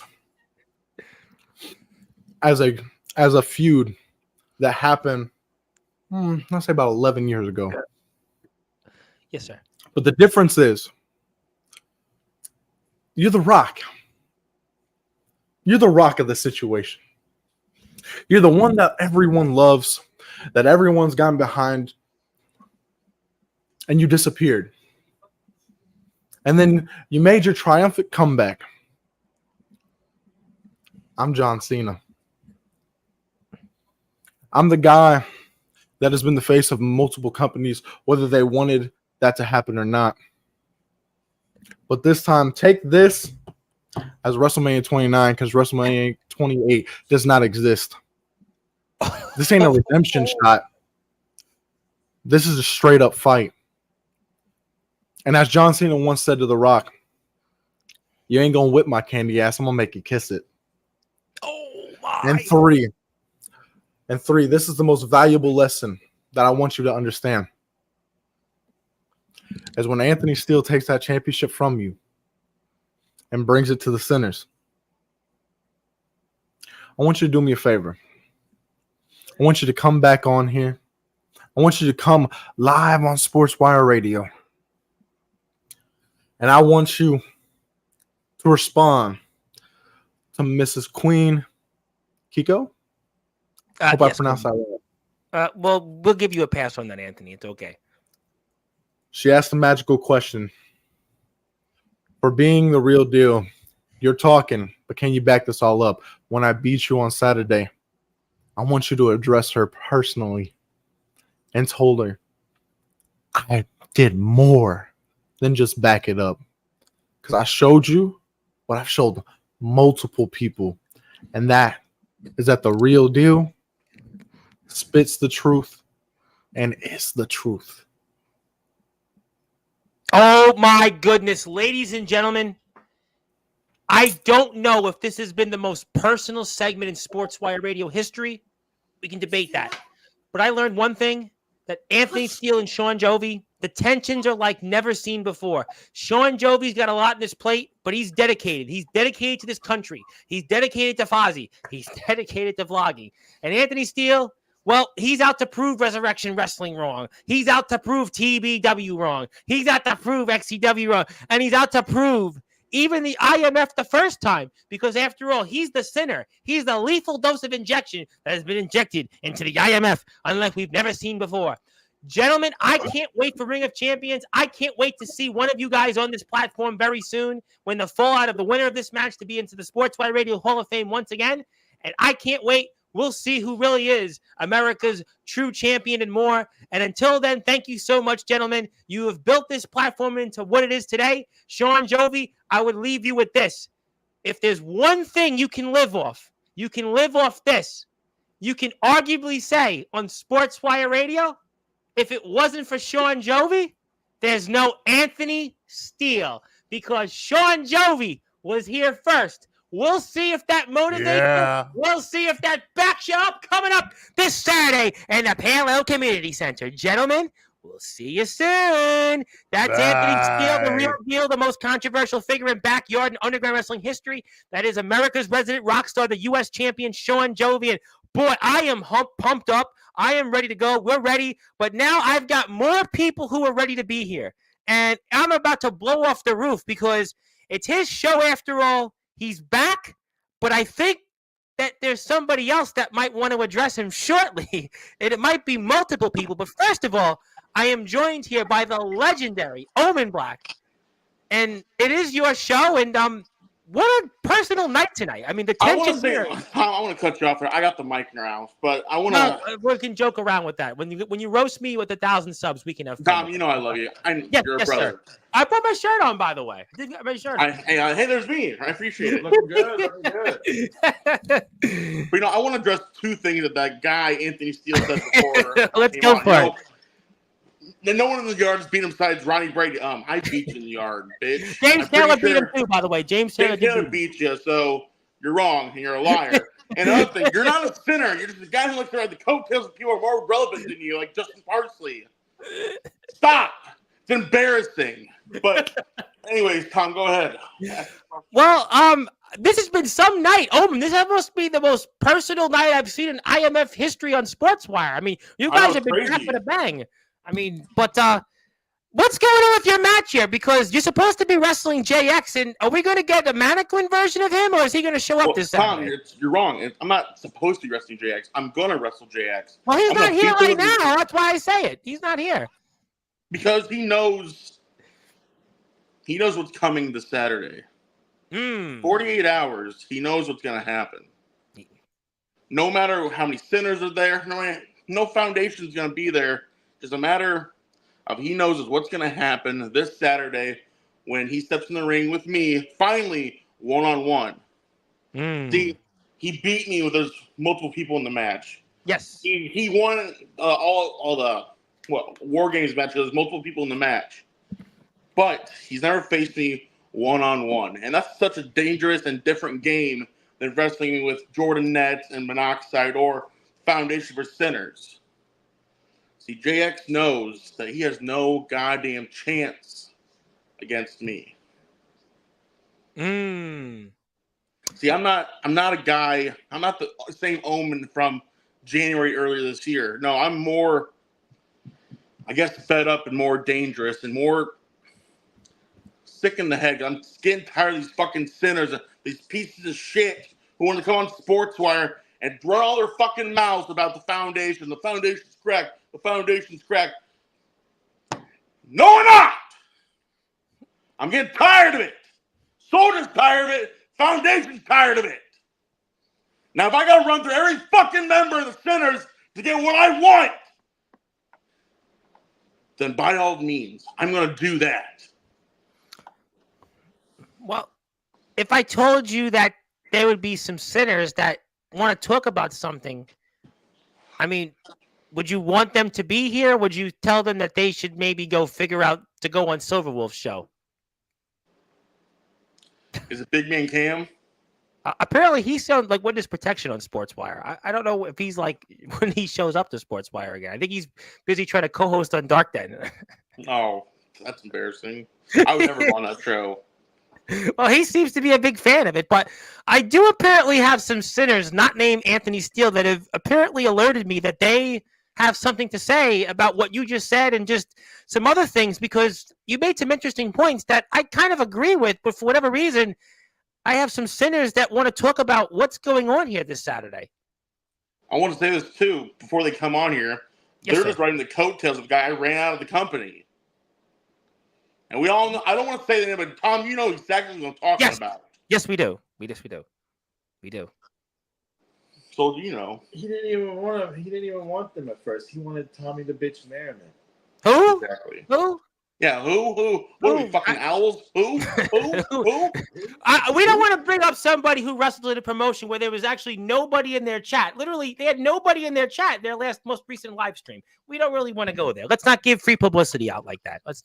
Well, yeah, I have a feeling I know who you're talking about, so just bring them on. Be sure. Okay, well, you know what? The chat's certainly getting live here, but let's bring on this individual and then, well, another individual here. And these two have a lot to say, apparently. Tom, I think your camera's fucking up at your stream because there's two Justin Parsleys. Yeah, I actually was going to say. One, or... Do you guys go to the same barber? Salon. They go to the same salon. You know what's funny? Is he's gonna be a He's that tough guy because he's not going to show up this weekend. Oh. I think it sounds like the foundation has a few cracks in it. Omen just had a mental breakdown live on Sportswire, which I applaud you. Mental health awareness, by the way. Don't you have a mental breakdown every time you go to XCW? Say something new. It sounds a little cracked down there, down in the basement. Maybe we'll get some repairs. We'll call around and see what we can do. No, I see you there. Foundation basement. Okay. Good one. Parsley Jr. next. What do you got? What? And by the way, I was there the day that the centers formed, okay? He didn't want Tommy the Man Merriman over me. He wanted Justin Parsley and Tommy the Man Merriman and Ox McCoy and Uric. The fact you know who I'm talking about. The fact you know who I'm talking about just means that it's true. That you're just following the footsteps and the coattails of a guy I ran out of the company. Let me get this out of the way here. A guy Because I that heard it's beat been you. a personal night, and I don't want to make anything personal at all. Are we rocking new merchandise? Now I'm more confused that Felix Jones doesn't have this fucking collar around his neck that Parsley's pulling on. You grow facial hair quick, by the way, Felix. I think the last time I saw you on a TV screen, you had a lot less facial hair. Facial hair quick, by the way. Somebody's echoing here. Last time I saw you on a TV screen, you had a lot less facial hair. Yes, please. You're in prime time, Felix. My bad. Thank you. I was trying on the TV. That's my bad. Thank you, Felix. Act Okay. like you've been here. She's saying, yeah, act like you've been here, kid. Come on. I was watching it as well as. I appreciate How that. do we look up there, Felix? We're in good? prime Are we time. Let's looking go. What do you got for us, Felix? Let's go. You guys fucking touch your hair the Okay, same hold fucking on, time hold on. too. This is all What the unfair. fuck is We going beat on? the foundation, and then they called for help. The foundation can't beat us fairly. As proven. What do you mean fairly? There's more sinners. You guys called for help. I've beaten your guys' leader several times. And he beat you. Alone. And he beat you. Did he? Remember that. Did he? Because if you want to go off that, Did he? Did he has nothing to do with this? he had help to beat me from the centers. Excuses. But it's okay for you guys to do it though, right? Okay, got it. Don't worry, Donnie's got you taken care of. I saw where he made the phone call. I saw. Well, it's funny you said that we seen because the phone call. it's very funny that you said that because I was wondering if I could ask you gentlemen about that because I actually had that video right up for those that are listening and watching on Sportswire Radio because I know we have a big crowd tonight because the IMF is back home on the platform they helped build. So I might want to ask you gentlemen respectfully about that here for sure. So let me pull this video up here for those that are listening and watching here on Sportswire Radio. And let's pull it up right now because I think I have it here. There we go. Okay, now it'll pull up right now. Okay, there we go. We're going to pull it up here and wonder what was going on here. Making this call, any more than you probably actually like receiving it. You know what? Correct that. I bet you actually do enjoy receiving my phone call. Having me ask you for help. I believe you do enjoy that. What do you think that is? Yeah, don't laugh in my ear. All right? This ain't that type of party. Anyway, like I was saying previously, I know they're up to something.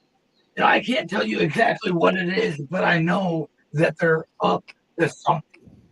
And if I'm being honest, all right, putting all my cards on the table, I know we haven't always seen eye to eye.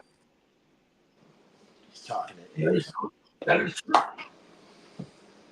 Well, what happened. He said, Anyway, at the end of the day, this is home. And I need your help. All right. Well, I hope it's the right answer. All right, bye.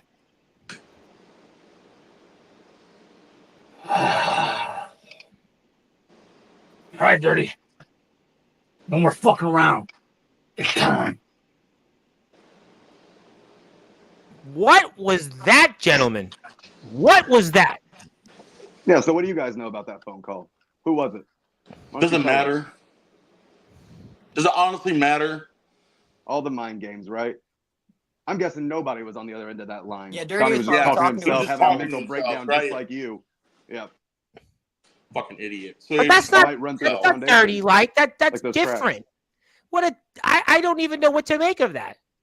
Why you keep blowing kisses at me, you fucking weirdo? You're like, That's stop. the other I got my show. Botox Please, today. we are family station. Still That is sore. the other show. But I would wonder, what's the explanation of this? This is just, I don't even know what to say.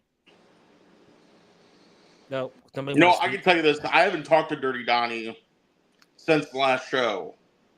You? Nah, Betty's kind of pissed about losing to the Sinners. So, Well, somebody's talking to Dirty Donnie. You think it could be CJ Black? I know he's one of your homeboys. Forsaken. I know I saw what he did to Felix. Forsaken? First of all, Is that he's a not my possibility? homeboy. See, CJ Black's not my homeboy. He's partners with somebody that I really want to beat up on site. So After we saw last week's You put your REW, son I in don't have danger to by say letting him get in the ring with someone like CJ Black. What were you thinking? I wasn't in the ring with CJ. I was in the ring with Delta. or you Oh, know, I it know could what be, kind it of could man be you are someone in the that ring. you're I don't not even wanna start really. talking about We know that. you were in the ring with We Delta. saw what We you see did what to you Delta did to when him. you killed. Rest in peace, Delta. You know, it could be someone that you're Retirement beef number with an 4 XCW because though of too. Soldier GP. What? You heard me, bitch. I No, I said, didn't. Yeah, it could have been. It could have been your person that you can't beat an in XCW. It could XCW be Fletch. Maybe he was talking to or Fletch. Brogan.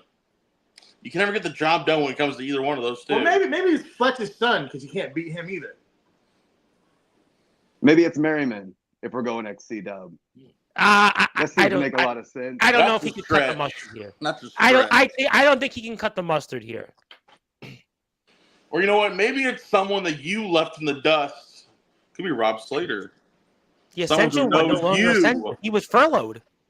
Someone who knows you more than anyone. Especially more than your fucking dim-witted child right there. You guys really do look alike right If it's now. Rob Slater, don't bank on him showing up. Don't bank on him showing up. But that We're banking on you not showing up. So I mean, That's in the cards. That's how it was written. I'm just telling you, if you're putting your money into Slater, you're but better off that investing video, somewhere else. I mean, I don't know what to make of that video still. I don't know. He wants to protect his home. He wants to protect his foundation. He doesn't want to watch it crumble. Who could it be? Who could it be? Does it matter? Have you seen what the Sinners have done to the foundation? No matter who they add to it, no matter what kind of surprises they have up their sleeves, even when things go wrong and their partners bail on them. But I gotta ask you, Justin Parsley, what happened between you and Felix at the last show? I mean, what was that about? Yeah, let's get into that. Felix, like That's an interesting you're gonna topic defend this guy? You fucking moron! Well, oh, he's learning what unconditional love is. Sometimes you get hurt. Sometimes I feel Is that bad those for that love David you help Koresh you. fight? That was Christ. And David Koresh forgiveness fight. is key. Wow. You know what? If you're really saying that, then don't worry. That's what we're taking care of besides that shit. Well, All that right? was- I forgive him. Do you want to I elaborate on forgive that, him. Felix? Do you want to elaborate, Felix, on what was your decision process on this? It was a punishment. I was punished for losing, as I rightfully should have been. Well, I have to, I don't like to get in the middle of this because like we've already specifically said no family stuff on Sportswire, but You lost? I have to think that with Soldier, I don't tend to think that happened in your rule at your home. I don't think that happened at all. That seemed You're right, rather Omen. familiar. I saw Omen. Omen's confusion. I'm more worried I if know. that's I'm his confused his too because son. I think Like, Felix his should be the son. IMF World Champion. I'm He never really worried was. about Esther. His You know shoulder what? came off the mat. Yeah, we can go down that avenue. No, I want to say something. Shut the fuck up. I got the mic now, Parsley. I've heard something about these center gatherings. They're like Diddy parties nowadays. So Oh my God! I don't know know where Ox you McCoy heard just that said the from, same but it's thing. not true. Whoever Let's told you leave that Where's the let's baby leave oil? the Diddy talk on Silver Wolf's latest episode. He's Savage Wolf, by the way, now, but let's leave it for that. But I mean, dumb. Felix, I mean, is there something we don't know? No? No. I mean, even if you guys didn't know Sounds like a rude, anything, why would I person tell you would say, guys? no, nothing's going on. God help us. Even if we had something planned, why would I tell you guys? Well, I would give you that, but I mean, I just, and I'm not going to put the footage up for that because it was obviously certainly interesting in itself. We'll leave that to the fans of the IMF. But Why does I mean, Felix sound like Meek Mills being confronted by P. Diddy? It's all right to speak the truth, kid. Let's not compare Usher and Diddy. That's a different show at a different time. If we're getting that idea with Felix and Justin, let's not go there. But Felix, I mean, was this the plan all along, you mean to tell me? I'm not saying anything. I'm not going to expose us while Listen, the foundation right there. Even not if have we an knew, Epstein-like even moment if we on knew Sportswire, who yes. Dirty called, why the fuck would we tell you guys? Well, but no, it wouldn't matter anyways. You guys, here's a huge thing. When Justin Parsons not around, the Sinners just drop the ball every chance they have. Felix can get the job done. Look That's at not Ox. true. He lost his titles. Look at Rage. He lost his title when Parsley wasn't around. We'll use this Saturday to disprove your theory. And Jack's going to take this time to prove my theory right. Are we getting what I around, want to know is, are we getting a mannequin version of JX like we did in that other promotion? No, Yeah, that was your last phone call you made. Jason Storm. How did that go? Be careful who Dirty Johnny's on the phone with. That's all I'd say. Oh my goodness. But okay, well, a lot of people in the chat are here, but apparently I've got some guy here that's the greatest man that ever lived. Who? The greatest man that ever lived. And it's not Anthony Steele. He was just here. Can't be him. I mean, the greatest man that ever lived. What's wrong What with gives here tonight? What's wrong with the camera? What gived here tonight on Sportswire? The greatest man that ever lived? I'm worried here right now. I mean, gentlemen, I am worried here The best that thing the guy can do is this, and he stole it from somebody. what's going on here? Are we in the Twilight Zone tonight on tonight's show? I mean, I thought it was supposed to be a celebration of the IMF, but this is turning in. Well, if we all do it together, he might show himself. Is that like a magic trick here? I mean, is that the trick here? We're going to go like this and JX shows up? The greatest man that ever lived. But who and what could that be? Who and what could be the greatest man that ever lived? And he's a put sinner. We're already right here. Gentlemen, I'm perplexed at this. I'm perplexed at this. I don't even know where to begin. The greatest man that ever lived. Who's the greatest man that ever lived? I mean, clearly he's playing mind games with Sinners because they don't even know. They look fucking. I'm perplexed tonight. The greatest man called? The greatest man that ever lived, but there's no picture. It says Sinners. Well, I think we all might be definitely thrown for a obviously we know who it is. Well, they left the screen. They just left the screen. All right, Shag and Scoob, tell us who it was then. I mean, it's part of you guys. His name on the bottom said Sinner. Greatest man that ever lived, and he That'll hold up in left court. the screen. He literally It's the left. belt collector. It's wait. You know, what else I've been doing What's this the a other long one? time. You know, I gotta be honest. 3 of you four gentlemen have been institutions on this platform. 2 of you at the top, Omen and Soldier, practically your platform over the past 2 years. I don't think I've ever seen anything like this on Sportswire. I really don't think. I mean, I really thought I seen it. How about them cracks in the foundation? The mind games. You know what? I gotta say, yeah, I think a couple of weeks ago we talked about cracks with the foundation, but I don't even know what I just saw. I literally don't. I don't even know what to make of this tonight. This is completely bizarre. This is Bizarro land. Am I living? Is this Dark Den? That's Dark Den's show. No. We know it wasn't Anthony Steele because Anthony Steele loves Anthony Steele. being No. Anthony Steele. I got that one. Anthony Steele would be here and tell you why he's Anthony Steele. We know it's not Ox. The Ox is too scared to come on Sportswire. We know it's not Yerk because Yerk doesn't know how to work a phone. And we know Isaiah it's not Rage, Jax because he's Jax ran out of town, right? Isaiah Rage is not going to be there, right? Isaiah Rage hit the bricks. Who? Good point. Craven Rage? Who? Who? I don't know. I literally don't. The chat is just like all confused right now. Craven Rage is talking about Scooby-Doo? I don't know. Yeah. Hit the sub button for me, Viper9905. This guy's here talking about Wimps McNugget. Get the fuck out of here. I'd rather go to a Diddy party than a dirty party. Thank you for confirming.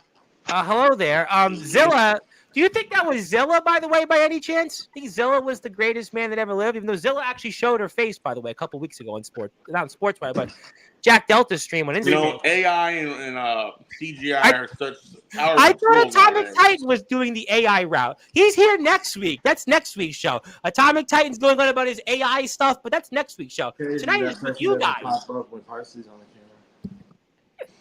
You know, it's funny that we're talking about AI, CGI, but we got Timu, Parsley, and fucking regular Parsley here, and yet now they have nothing to say. This is just I'm bizarre. I'm in bizarre. Maybe we should just kept Anthony Steele. For a guy on the who loves to talk, Parsley, you're pretty quiet now. Maybe Anthony. But I've been Steele. letting my actions doing all the talking here recently, haven't I? But have you? I think so. So how did you fare against me last time we met? Did your buddy tap out? Did he say he quit? I was waiting for you in ROEW. What happened there, bud? Well, I guess it wasn't Big Man Cam by any chance, right? Greatest man that ever lived.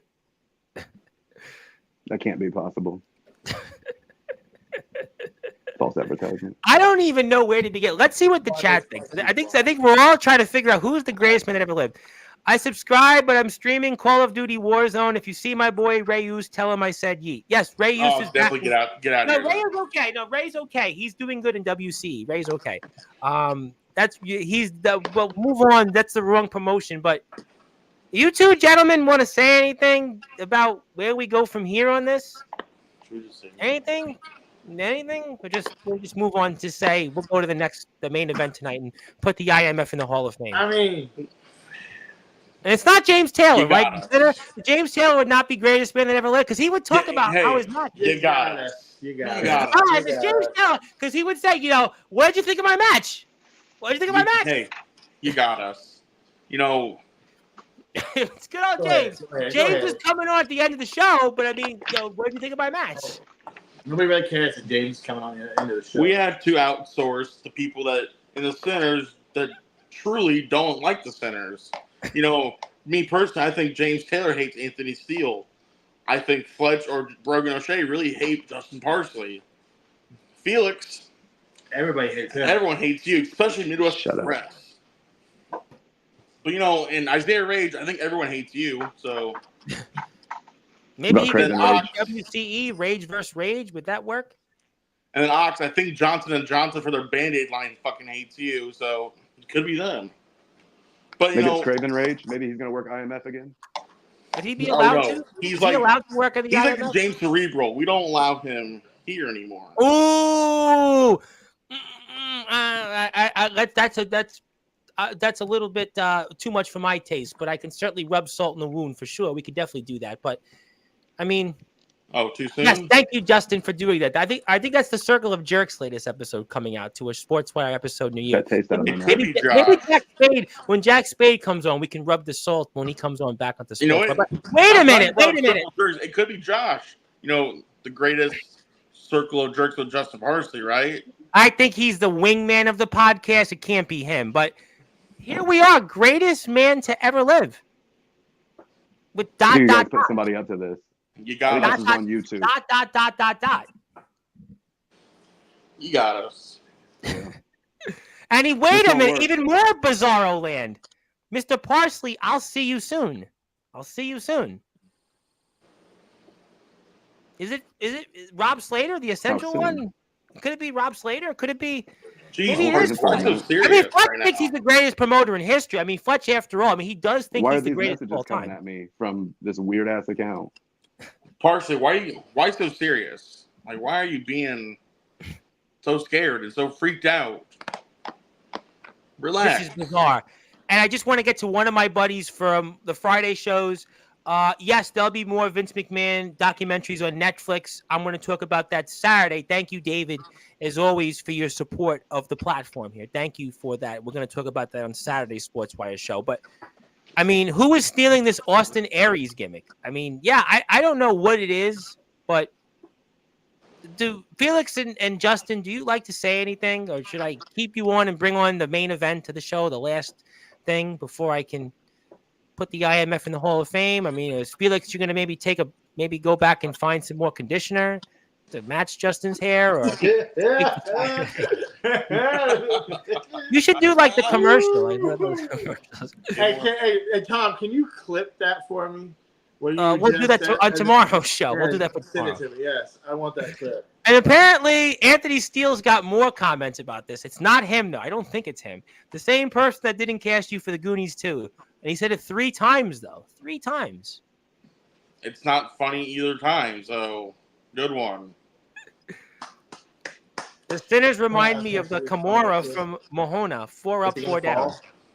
I'm gonna pull it off real quick because Steele, when you were cutting your stuff, when you were doing your stuff, it looked like you were looking down. I just want to point out, no script. Oh, wow. So this is not scripted here. We were live on... Well, I always thought we were live on Sportswire. We don't run things on a script. That's other shows. Don't they do that in Indiana? They script the shows for the talent to say certain things. Is it like the 20-person booking team they have there?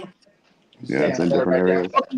There's like 20 people on the booking team. Did they do that there? I mean, that's why they had nobody in the chat last week. So maybe less people on the You're on the booking team, aren't you? No, they didn't put him on the booking team. He's not on the booking team. Gosh. He comes on Sportswire. He comes on Sportswire too much. Come on. I thought you had on the booking team. You don't even have a I'm on an 11-match losing streak. 11. He's won more matches in Iowa and Michigan than he's won in Indiana. You know that's by design, by the way. Let's be honest. You know that's by design. Is Fletch booking Backyard Havoc, by the way? I'm always going to do this. If he's booking that show, Never. I'm sure if he's there, he's going to make sure he's going to win the match. It's fine. It's fine because partially I can say one thing that you can't deny. The greatest achievement you've ever succeeded in your career is at the hands of myself, Tom Bryce, and Soldier GP by giving you the opportunity to be PWF champion. Sure, yeah. Those 7 Hall of Fames really do mean a lot. And I did want to get a chance to talk about it, so I think now. I was keeping you on. 7. How are you jumping from 5 to 7? I think he's counting the ROEW got me 6. I just couldn't make it to the ROEW party. But IMF is 7, so the first ever 7-time Hall of Famer. So that does make me feel really good, and I couldn't have done it with the 3. Do you want to say anything? I think we're 4 and 5. I'm gonna let you run, Felix. Felix, do you have anything else to say? Because I think I want to bring the last. I'm just trying to figure out a lot. Who is the greatest man alive or whatever? Who did Dirty? It's all right, son. It's time for you to go to bed. You got school tomorrow. Is it a school night for you guys? It's a school night, yeah. He's got school on Fridays. School night. You got school on Fridays? Well, I think you should hit the books. You don't want to be like me. Go take that shower and climb into bed. And go to school. I hope you have a good night, boy. You really you grow fast. Kids grow fast these days. But thank you, Felix, for tuning in. One step closer so I can actually slap him and not get in trouble for child abuse. Well, I'll leave that at that. Thank you, Felix. Good day, sir.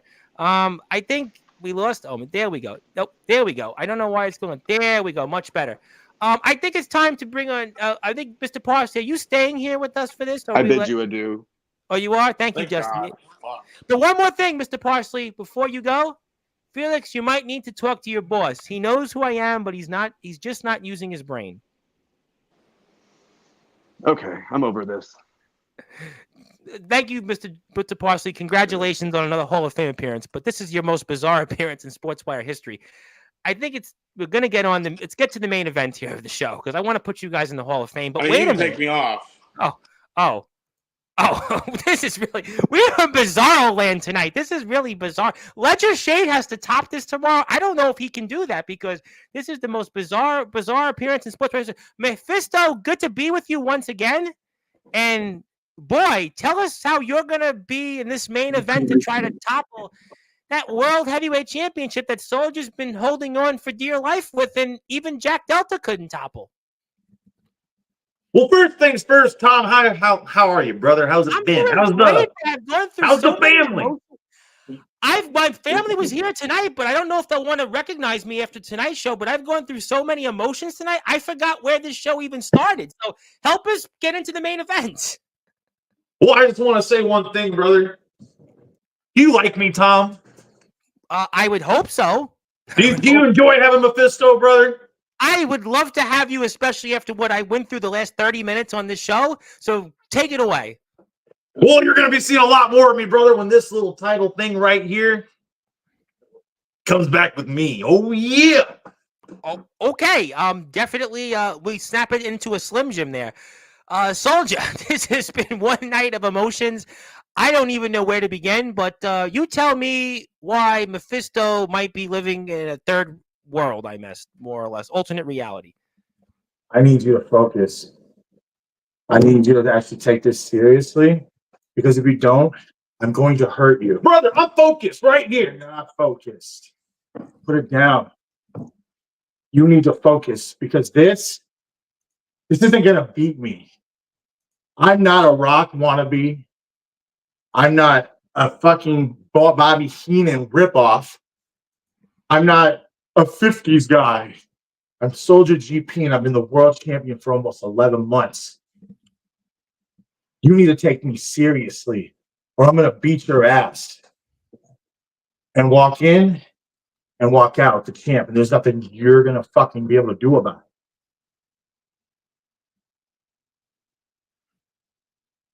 it. We want to get serious, brother. Is that what we're wanting? We want the jokes aside. Is that what we're wanting? Yeah. Because you mentioned the Rock wannabe, Mr. Prince Achia, and if I do recall, I planted his ass in the ring. Straight on his back, brother. 1, 2, 3. Took the U.S. title home with me. And then 6 more times I defended that same very title. Now listen to me. I took the Rock wannabe, and I beat his ass in a cage in less time than it took you to beat him. Brother, I believe that cage match was after the Winter Clash match of me pretty much weakening him for you. And Mephisto, you need to take this seriously. Brother, I'm taking it as serious as it can be right now. I hope you are. Because I've been waiting since I've joined IMF, since the day I turned on Prince and told him I was done being his bodyguard, for the moment to get in the ring with you, Soldier. Yes, the goofiness, yes, the gimmick is there, and I like to be who I am. But you know what, brother? This is the moment I've been waiting for. This is the moment I've been getting ready to do. This is where Ace Diamond couldn't keep going. He got scared and ran away because Soldier GP was too much for him to handle. You're not too much for me, brother. I'll tell you that right now. You think you can take that from me? I think it's going to be a well-fought battle. I don't sell you short at all here, brother, because as it is, like, we get along pretty well. I'm not going to sit here and assume this is going to be a cakewalk. But you want the best of Mephisto, brother? You will get the best of Mephisto. You will get serious Mephisto.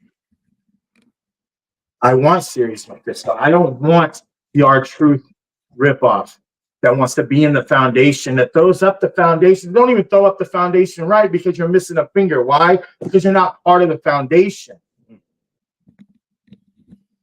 I'm walking in on the 28th, this Saturday, in Palo, the world champ. And I'm going to beat you just like I did everybody else that walked in against me. What makes you different? I bring something to the table no one else does, brother. An intensity no one else has. A size no one else has. And I'm going to get a little goofy here. Biceps no one else has, brother. Everyone else you've gone against has been half your size. I'll admit, even my opponents have been half their size. But Isaiah Rage took him down aside from a cheap shot from old H Diamond. But we knew that was a lock in, brother. Isaiah was all but one. Chuck Remington jumped him off the cage, put him on his ass. Him and Isaiah both could have taken me down with 2 choke slams combined, brother. Those 2 guys. The Rumble, brother. I took on everybody in that Rumble and threw Damian Saint himself out and over. Oh, yeah. No offense, Joey, but I threw you out over too, brother. And that earned me the shot that we're fighting for this Saturday, brother. There was no fluke. This Saturday, I'm going to show that you're not ready. Well, I'm going to show you, brother, that I am ready. That I have been putting in the work and the time. And I got some new tricks up my sleeve, brother. Saving them just for you, for this very moment. Because this moment is the moment I've been waiting for, brother. I'm glad you're waiting. But it's going to be a loss. that you're going to be taking. But we find out Saturday, won't we, brother? So, the best thing about this, that there is no sinners, no foundation. I get to show off what I really can do. You're just a stepping stone on my way to the next person. Not to steal your line here, brother, but maybe you're just a stepping stone on my way to bigger and greater things than the U.S. title was for me. Than the intergalactic title that I held for Joby was for him. I'm going to take this belt and I'm going to make it what I did the U.S. title. I'm going to raise it up to the roof, brother. I'm going to take it to the next galaxy over, and I'm going to let everyone see it and know that Mephisto is the IMF heavyweight champion. Oh, yeah. Oh, my God. Mephisto, this seems a different tone from you. And I have to ask you this question. This is the first time you're stepping up in the big time, in the main event. What is it going to mean to you to win the IMF World Heavyweight Championship, should you win it in that main event, Ring of Champions, less than 48 hours from now in the Palo Community Center? Like I said, Tom, it's the whole reason we're here. The whole reason why Mephisto decided to show himself and turn on Prince of Chia for this very moment, brother. Almost 2 years ago now, and we're here. You're different tonight. You look like this is not the Mephisto that comes on here over the past year. And we have fun and people kind of go. And no, this is, maybe you are ready to step up into the big leagues, into the big time. But Soldier GP just wrestled maybe. He's ready. You might be big and tall, but you're not big enough to break that glass window and get that brass ring. We'll see how high up I get on this Saturday, brother. Oh, my God. This Saturday. Just like everybody else, you're going to take a stunner. 1, 2, 3. It's hard to take a stunner, brother, when you'll be taking a tour of the Milky Way, or the galaxies, as we like to say. I think you're big enough.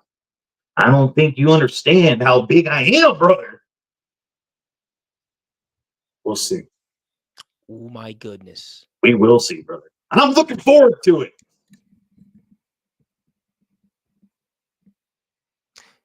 This is the biggest match of your career, Mephisto. This is the biggest match. You're in prime time, the brightest lights, the biggest stage. What do you want to say as your final? What do you want to say as your final words to Soldier GP? From me, this is just another Saturday. Brother, I'm sorry you feel that way about that, because if it's just another Saturday to you, well, I feel like I'm going to be putting in just that little bit more effort if this is the biggest opportunity I have. And brother, I feel that way 110%. Oh, yeah. So I hope you bring a little bit more than just a typical Saturday monthly show, brother, because I'm bringing you everything that galaxy in me has, brother. Oh, yeah. And that's a guarantee, because I am me. M-E. Mephisto. Oh, yeah. My goodness. Tom, I hope this Mephisto doesn't show up. Tonight is just a large range of emotions. The only thing I can say is you have to go to the Palo Community Center September 28th, this Saturday, less than 48 hours away. And you know what, ladies and gentlemen? If you want to go, not only am I donating 1 ticket, 2 tickets, 3 tickets to go out there, 3 tickets and watch what could potentially be one of the greatest main events in underground wrestling history between Mephisto and Soldier GP, the Ring of Champions main event. I mean, this doesn't get any better than this. And Soldier GP, ladies and gentlemen, he just wrestled Jack Delta. He just wrestled Jack Delta. This is just unbelievable what we're seeing. It's going to be a sold-out venue. It's going to be something you've never seen before. I cannot wait for Ring of Champions. I am fired up. What a night this has been on Sportswire Radio. Unbelievable what we've been seeing here. And I just can't wait. And I know before we go, there's something I promised. And I want to bring on 2 men before I do that in a few minutes to celebrate this historic. This has been a celebration for the IMF. I want to put it up there one more time. I'm sponsoring one more event, obviously, to help our animals and rescuing them. Meet and greet adoptions, pitbullsandaddicts.com. Please go out there and support them. Pitbullsandaddicts.org for the big benefit show that I'm supporting. I'm a sponsor of it. They should have put my logo on there next time, but that's okay. I'm supporting it. I hope you join me for that. We're certainly supporting the bikers, the rockers to go out there and helping the animals. But let me give you guys the floor on this. What are your final words for both of each other coming up here this Saturday, Palo Community Center, for that IMF World Heavyweight Championship, the richest prize in the underground wrestling circuit? The way I see it, Mephisto, this is your biggest opportunity, right? You have everything to lose. I don't. Because again, I'm going in with the mindset that I go into every other match. It's just another Saturday. For you, this is your goal. See, it's already on my shoulder. I don't have to beat you. You have to beat me. You have to pin me to take this. And I don't think you're ready.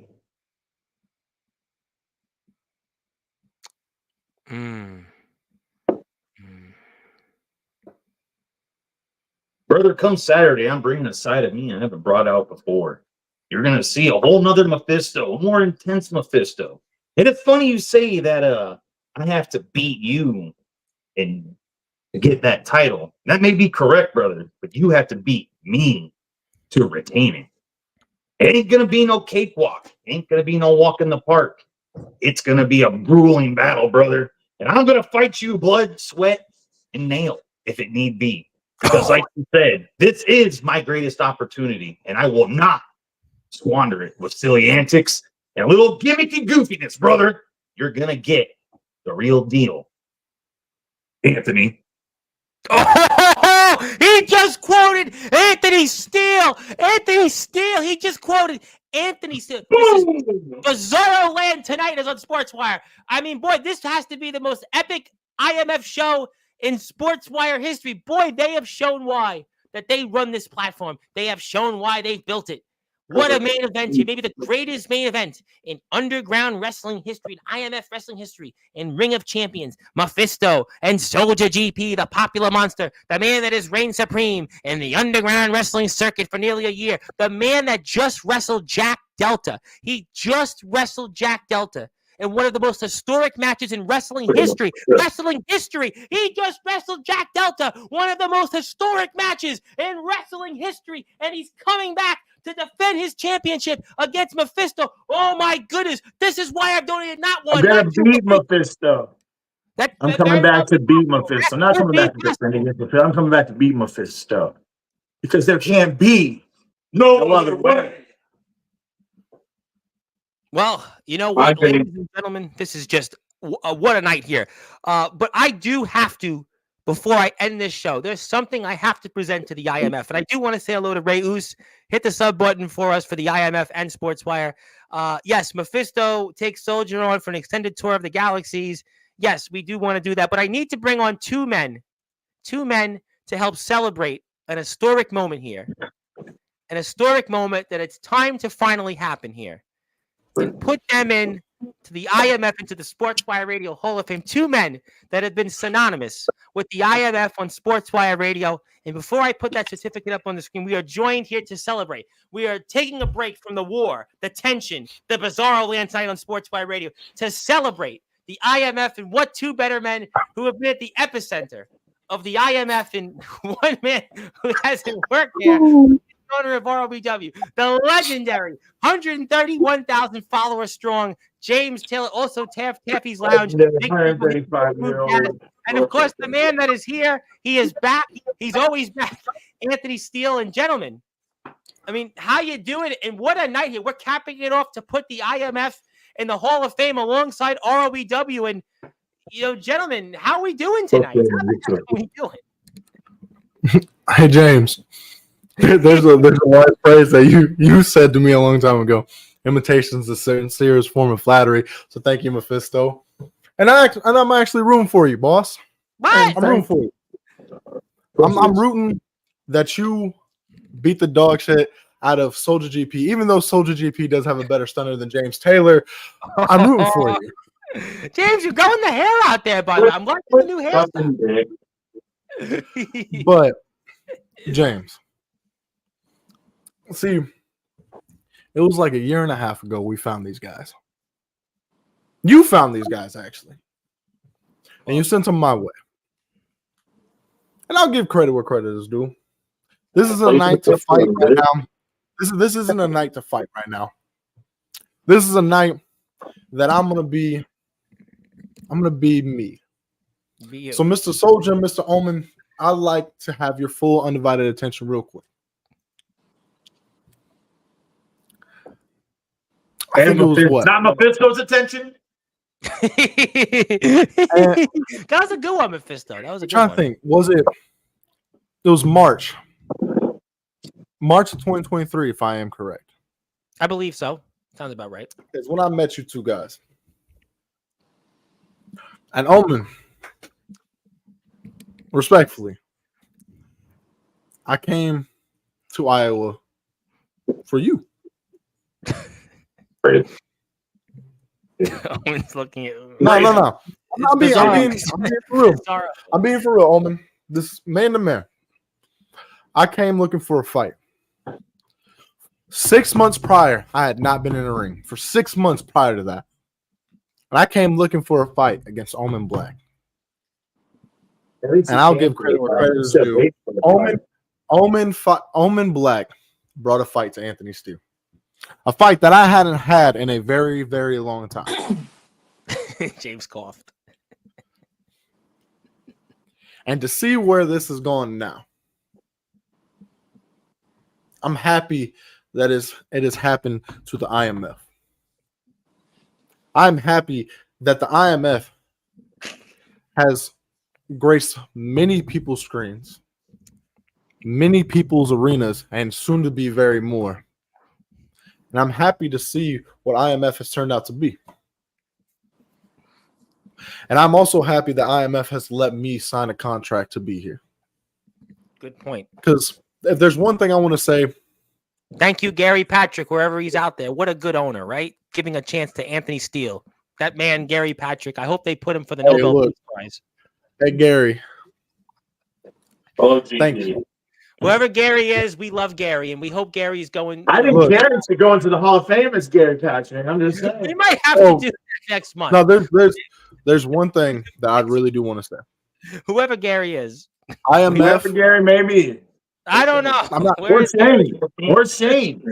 Or Travis. Or Travis. The Travis. Yes, Travis too. We love Travis. IMF is not TBW. IMF is not XCW. IMF is not Resurrection. Wait, but you mentioned Resurrection again. IMF, I will hands down say, IMF is probably the most professional place I've ever stepped foot in. I'm dead ass. Yeah. Is that a shoot? IMF has some of the best talent to work with in the Midwest. And I'm glad to be a part of IMF. I'm glad, even though y'all don't want me to say this, I'm glad to call IMF my home. Hey, brother, you got something right there. No, I'm gonna have something right here on Saturday, and I hope so do you. But no, this is a bizarre episode of Sports. There's gotta be a time where there's gotta be a time where I give kudos to somebody, and I'm glad it's IMF. The real deal. I want to give James Taylor the floor. I think James Taylor's the man that actually put some of the guys in the IMF on the Nemesis session. James would obviously like to say a few words before I put the certificate up. And James, it's always good to see you back on Sportswire. It's been a while. And what would you like to say? It's a reason you're here, and I pass the baton to you. Well, first and foremost, Tom, pleasure to see you as always. Yes, sir. Soldier, there's only my way, but nonetheless, this ain't about anything with that. Oh, my bad. Oh, you're talking. I'm sorry. Here, let me put my phone down. I'll listen. Go ahead. So now that you're done being a smart ass, I'll go ahead and retort. Appreciate you coming down to ROEW. Appreciate you getting in the ring with the champion. Unfortunately, he was injured. It is what it is. But hey, the show must go on. But you are still the IMF World Heavyweight Champion. And you're going against Brother Man over here, who likes to say brother a lot. All right. There's nothing wrong with that. I get it. You made a point, and I know this ain't about you and me, but if it was me, Mephisto, you need to get your ass serious, because if somebody like Mr. Patrick over here decided to say it's just another Saturday to me, I tell him, I bet you that this Saturday is the end of your run and your entire career. But Mr. And I Patrick knock his head off for it. But you know what? I don't know you from a hill of beans, Mephisto. But this ain't about none of that. You know what? You guys are going to have fun this Saturday. I know that you're all going into the Hall of Fame tonight. So congratulations. And this knockoff wanted to come on here and give you a good cheers and a toast and say hell yeah to you. Yeah, Jay Taylor. One day. What? What? Hey, I actually do have something to say, Mr. Taylor, since you are the owner of ROEW. I do have the best. I did you a favor. I did you a favor by coming up there facing Delta. You did me a favor. I did you a favor. You asked me to come up there and face Delta, did you not? I challenged you to accept it. I accepted that challenge. I came up there. I did the favor. I came up there and I wrestled Delta. Now, I know. You owe me a favor. I owe you a favor. And what's that, sweetheart? I want you to send back Jason Storm. Oh. You know I what? want I can Jason Storm. I just got a little bit. I just got a little taste of him when I was there, and everybody wanted to break us up. That was true. I can arrange that because I can't Jason stand Jason Storm. You got to promise me if he shows up that you will beat the ever living shit out of him. But I still need him on my show now. Don't kill him, but I need you to beat the crap out of him. Send him here, and I'll send him back in a wheelchair. Oh. James, you're toasting people to be in a wheelchair. Also, Mephisto, don't listen to James on what he would done. He said he's going to stun Soldier for the past year and a half and still hasn't done a damn thing. So Omen wants Cross. Omen wants Cross. You want Alex Cross? The fuck? Yeah, well, actually, I have a reason why I think that is. Isn't he a part of like the most viewed match in ROEW history? I just don't like his fucking look. Well, there's some people out there that apparently like his look, but I don't think they were watching. Yeah, damn. That's it. Omen. I think they think he's a little older. I think that they want reasons that let's just say that there might be on other shows that shall name not anonymous here, but those certain type of people like to help Diddy a lot. So maybe he was like Usher with Diddy, huh? But serious question. Whenever that day does happen and it's you and me, is it just going to be another Saturday to you, or would you take that as a more serious event? In the words of a man who thinks he's wise, never say never, kid. Are you? What are you trying to say? Are you trying to point finger? You trying to make fun of me or something? James, I've been waiting for you. I've been waiting for you to come up here.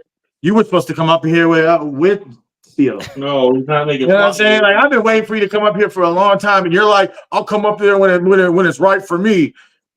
So obviously, you're scared of me, and it's never gonna be right for you. No, it's not funny. There just can't be no other way.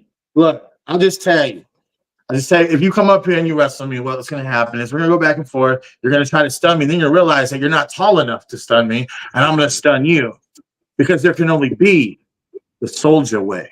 Oh, I'm going to probably, if it seems like I'm going to be shorter than you, which I doubt that because I've seen you stand next to Anthony and I stand next to Anthony, so I can kind of get and determine how tall you really are. The only thing I'm going to be staying away from you is your armpits because of your flab hanging everywhere and your damn BO. Other than that, I might bring a clothespin, close my nose up, your and hair then beat the hell out of you regardless.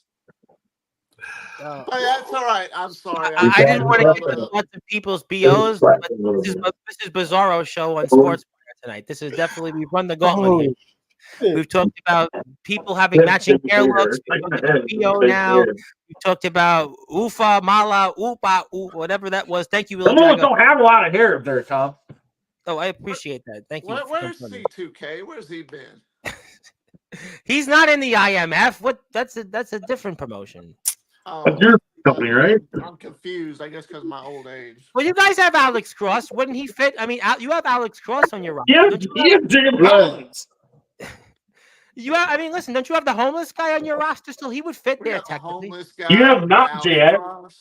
What? You can stop wearing my coat right now so I run something. Well, while y'all are playing circle jerk in the garage, I just wanted to come That's in just here and say impartial. congratulations. I think it's time to put the certificate up. Was I don't You're want to playing get circle jerk in your fucking waifu room. Fuck you. Congratulations, and I think the irony of this is that James is here, Anthony's here, and yours truly is here because that's where it all kind of started. And it actually started July 9th, 2022. That's when it started. The first IMF video was uploaded to YouTube, and here we are. And the IMF is the premier underground wrestling company that wants to help with Summer Bash and help all the things we've seen. Backyard Havoc, Devil's Playground, Backyard Brawl, Summer Bash 3 next year. And Tom, the channel's wrong, by the way. Sorry. What's that? Our first channel, let's take it down. It was in 21, but let's channel, yeah, 22. I went to the first one on the new page. Sorry about that. So let's get it upside down. But we have the certificate, which we'll certainly provide, and we'll provide the 3-ticket donation after we're off the air. But we did want to congratulate you guys, and obviously couldn't be there with 2 men that obviously were there from the beginning. I would have put Craven Rage on the chat, but he might have spoiled the outcome of this. I think Anthony laughed. You know what he's not going to spoil though is the outcome of James Taylor versus Soldier GP because it's never going to happen. I can spoil that. I can spoil that.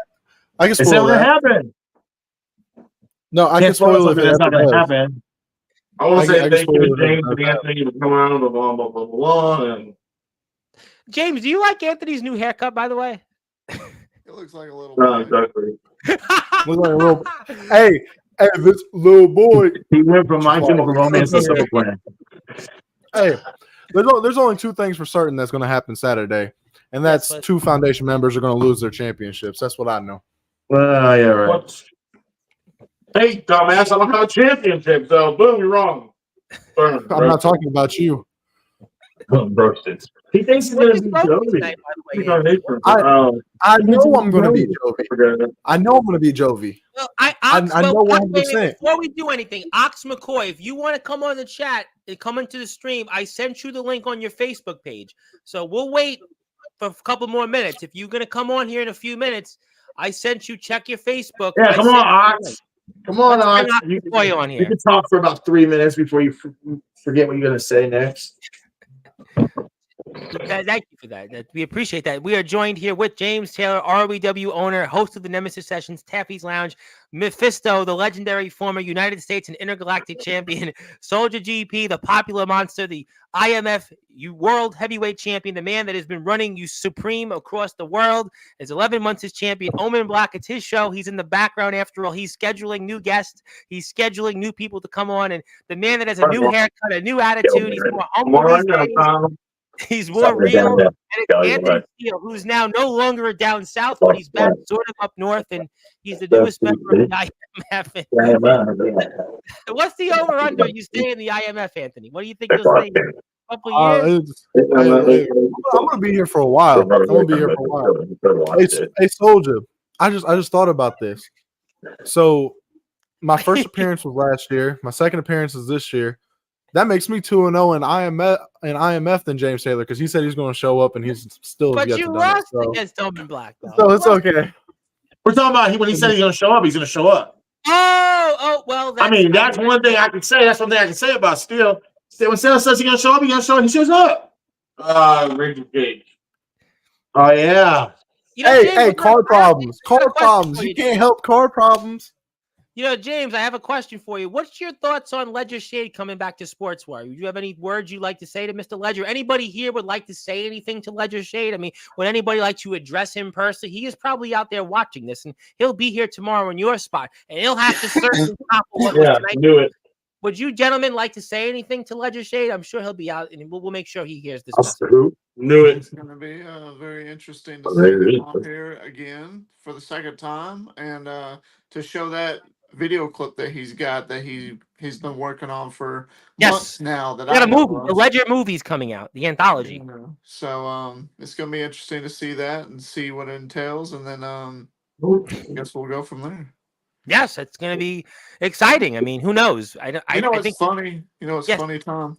Yes, sir. All I have to do is just be here, and everybody's look at Soldier. Look at his attention constantly on me. I ain't barely saying nothing to him. He just James this, James Actually, that. I was about to talk. We asked about what we thought about legislation. You asked what we thought about Ledger. I was about to speak, but you interrupt. But you want to go first. You want to make it about you, so let's go, Taylor. Make it about you. James, I do want to hear what Omen and Soldier have to say about Ledger Shade. Actually, this is actually something interesting. Gentlemen, the floor is yours. So I just want to say, hey, Ledger, when you want to come back, call me. I actually have somebody that I think you'd match up pretty well against, and it would bring a lot of views and a lot of eyes on you and this person. Oh, okay. Anything you want to say, Omen, on that? Anthony's quiet on that for a change. Oh, I've spoke my piece on Ledger. I know you'll always speak about it, but Omen, it's your show. If Ledger come here and be tested, we all, yep. Well, I mean, I don't know I'm saying if he wants to come and actually people that gimmicks that aren't like borderline gimmick infringement, and he actually wants a challenge. Give me a call. I got a few guys that'll match up pretty well. Well, I mean, he's going to be here tomorrow, and I'll certainly relay the message. I mean, we're watching the big movie from Ledger. We're all excited about the movie, but we'll definitely make sure we ask that to him. I guess we'll give Ox McCoy 60 seconds. Otherwise, we're going to say, you can say it Saturday, Ox. But yes, Anthony, you'll get one of the last words today. So I got a text. People want to know, Soldier and Mephisto, how tall are y'all? What does it matter? Okay. How tall? Well, one, James said he's been wanting to know because obviously he's Well, I'm not 4'9" like James. I'm 6 foot. He's 4'3", dude. 4'11". It's 4'11". and a half. Dude, he's 4'3". If the hair adds 5 inches. I like the new hair. So I would be afraid to wrestle. I'd be afraid to wrestle Taylor then. I'm afraid if I kick him in the stomach to stun him, he's going to fly back. Let me ask you. Like, I'm going to kick him. Soldier, how old are you? I don't think I've ever asked you that. I'm 36. You're 36, motherfucker. Brother, a lady never 40. tells. Well, we got breaking news. You Breaking look like news. you're 70. I gotta cut everybody off to close the show. Ox McCoy has some rather, let's just say, message in blood-like words. Ox McCoy, take it away. All right. First of all, I just ran into my car, so holy fuck. God bless you. Guys. God bless you, Ox. He's already gassed. This is an Ox right now. This is Sean McCoy. And I want to say to Gary and Shane, thank you for taking a gamble on me. You know, it means a lot to me. I wouldn't have changed it one bit, brother. Like I'm always going to gamble on you. Fuck. I'm always going to gamble on you. That's what it is. Yeah. You're our John Moxley. You're my dad. Like, you're our John Moxley, brother. Like, you're Shane's dad. I've been to multiple wrestling shows, and I've never seen anybody bleed as much as you bleed. So I love the fact that we have that in our company. Come on, I came here to suck your guys' dick. I didn't need money. Come on. Man. Call a reach around, brother. But yeah, guys, for real, congratulations and keep up the good work. This is you too, brother. You're a Hall of Famer too. Yes, it's everybody in the IMF. This is you too. The entire locker room gets a credit. Except for Taylor. Well, except for Taylor. I don't know that guy. Why? Because he's never stepped foot in an IMF ring. So why would he get the Hall of Fame nod? Well, congratulations, Ox. You are a Hall of Famer, and the entire locker room is a Hall of Famer again. So you deserve it. Bro. Ox, you deserve it too. This is you. This is all your what you put into the company. IMF. It's you guys deserve it. You guys all deserve it. What you guys have done. If I could say the final words here, I'd like to be able to say it because of what you guys have meant. I think for a couple things. Number one, I don't think Sportswire is what it is without the IMF. What you guys have done, you guys were courageous to go out and, come on these streams and talk to people, whether it was in Maryland, Indiana, Michigan, Wisconsin, Connecticut, all these different players. Some of them said, yes, we want to work with you guys. Others, well, they had their own ideas, and nothing wrong, no shade, not a shade on them. God bless them. Others had their own revisionist history, but you guys were courageous in going out there and wanting to just reinvent the wheel. The GBYWN is having their reunion show coming up here this Saturday. In many ways, you guys picked up where the BYW link and the GBYWN left off. Yes, WCE was the first one, but IMF took the ball and ran with it. IMF led us to all these different things. And yes, James Taylor and Anthony Steele were right there side by side. And I think it's very poetic that they're here because these have been the guys that have been here just about since the very beginning after WCE. And we wouldn't have what Sportswire is every night. We wouldn't have had the opportunity to speak with Ledger if it wasn't for James Taylor, IMF, and Anthony Steele. We wouldn't have the opportunity to have had Osiris here and Ox McCoy and Justin Parsley and, the good guy CJ Black and Jack Delter and all these great names, Aaron Blaze and, other guys, Jake Dvorak, Tarzan Duran, Jimmy Controversy, Gabe Sayers.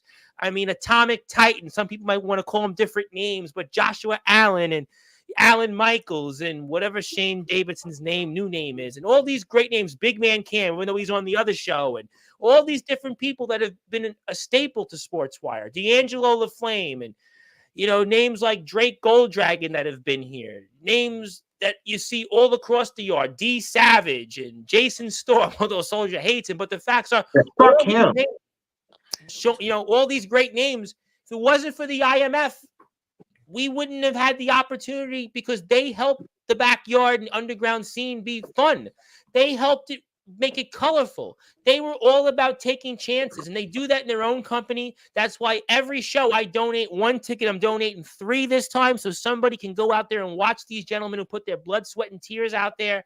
And I can't stress the importance enough of that. All these people that come on, yes, we'd still be doing wrestling, but it would be with tea and crumpets and guys that can't talk like these guys all here tonight. And they'd have funny accents, and it would be at 3:00 in the afternoon. And we'd have 4 people on the YouTube live. And I'd probably be at 388 subscribers on YouTube. And I wouldn't have, 2,400 followers on Facebook. I wouldn't be on TikTok relevant. And these 4 men, we'll throw Mephisto in there because Mephisto's been here too. These 5 men, they've helped lay the groundwork for that. They have been here. They've been constants. And I think that, Soldier, you were right. Why wasn't the IMF in the Hall of Fame earlier? But you know what? We try to correct those things. You guys are here. We wouldn't have the platform what it is today if it weren't for you guys. Yes, WC was first, but you guys laid the groundwork to get the other people that came on from other promotions, the other people that came on and got a chance to showcase their skills in the backyard in the underground. It's because of the IMF. And I would also make it clear there's one promotion every time that I donate 1 ticket to, at the very least for a kid, a family, to go out there and see these men and women go out there. It's the IMF. And that will always continue to be. And let it be known that you'll get inducted into the Hall of Fame more times. And let it be known that more members will be inducted multiple times. And the facts is that James Taylor, Anthony Steele, and the IMF, they were where it was almost where it all started. And this is really what, to me, is who should be here to let the IMF be inducted into the Hall of Fame. And I can't thank you guys enough for all that you do for us. I know usually it's a 25-minute speech, but I don't have much of a voice left. I've done about 194 shows, so I apologize on that. Anthony took a lot of the voice out of my wind out of my voice these last 5 days on Sportswire. But I will say that you guys, really, you mean so much to us. And I want to address a couple things here first before I sign off. This is also, I want to put Darkron also a part of the Hall of Fame for the IMF because he has meant a lot to the IMF. I know he's going through a couple different things, and we want to send our prayers to him and his family. Fast recovery, yeah, fast recovery. Because that's really what happened to him. If I could break the fourth wall for a second, what happened to him is just, I wish that on no person, and I only pray for his recovery, and I pray for his family because, you know, that's really a horrific thing that happened to him. I don't even want to talk about how it happened. Just pray for him and pray for his family and pray that he can go out and have a normal life.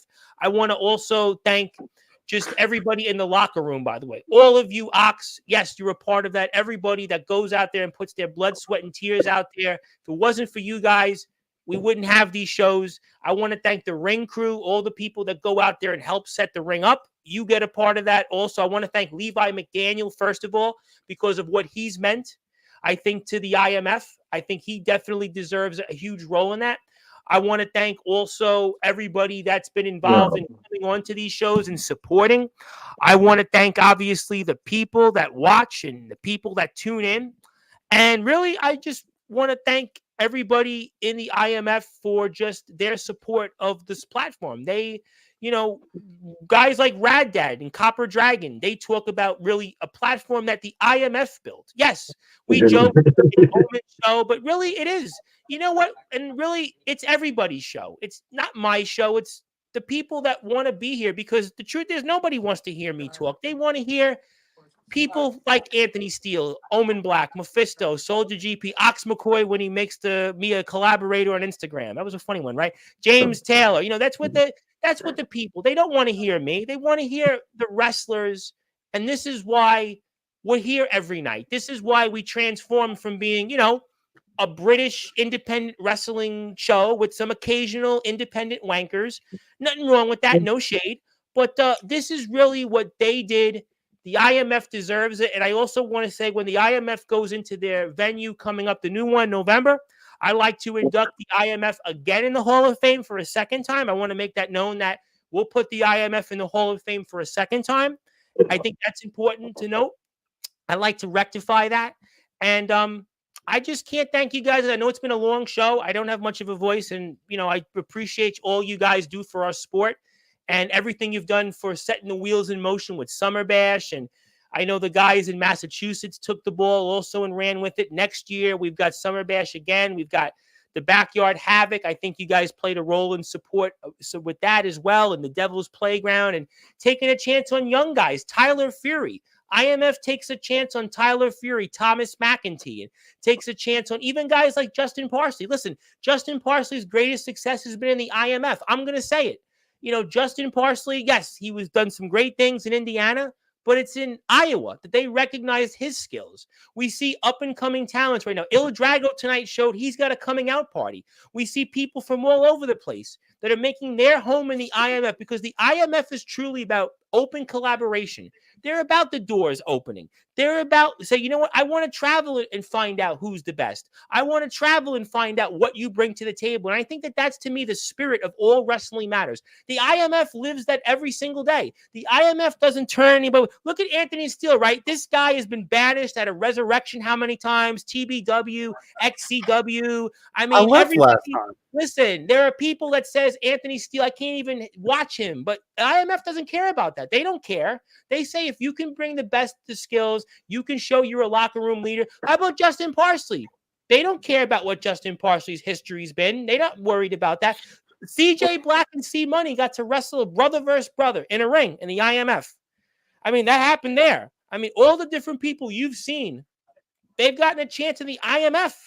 And I think that that's really an important thing. And I want to let some people say thank you to you guys. Big Tex, my buddy Big Tex, we had some great shows recently with DBW. He wants to congratulate you guys. Big Tex, please win a match, win a championship, so I can put you in the Hall of Fame, because he's got like Justin Parsley's record in XCW right now. Please, Big Tex, win a championship. I want to put you in the Hall of Fame.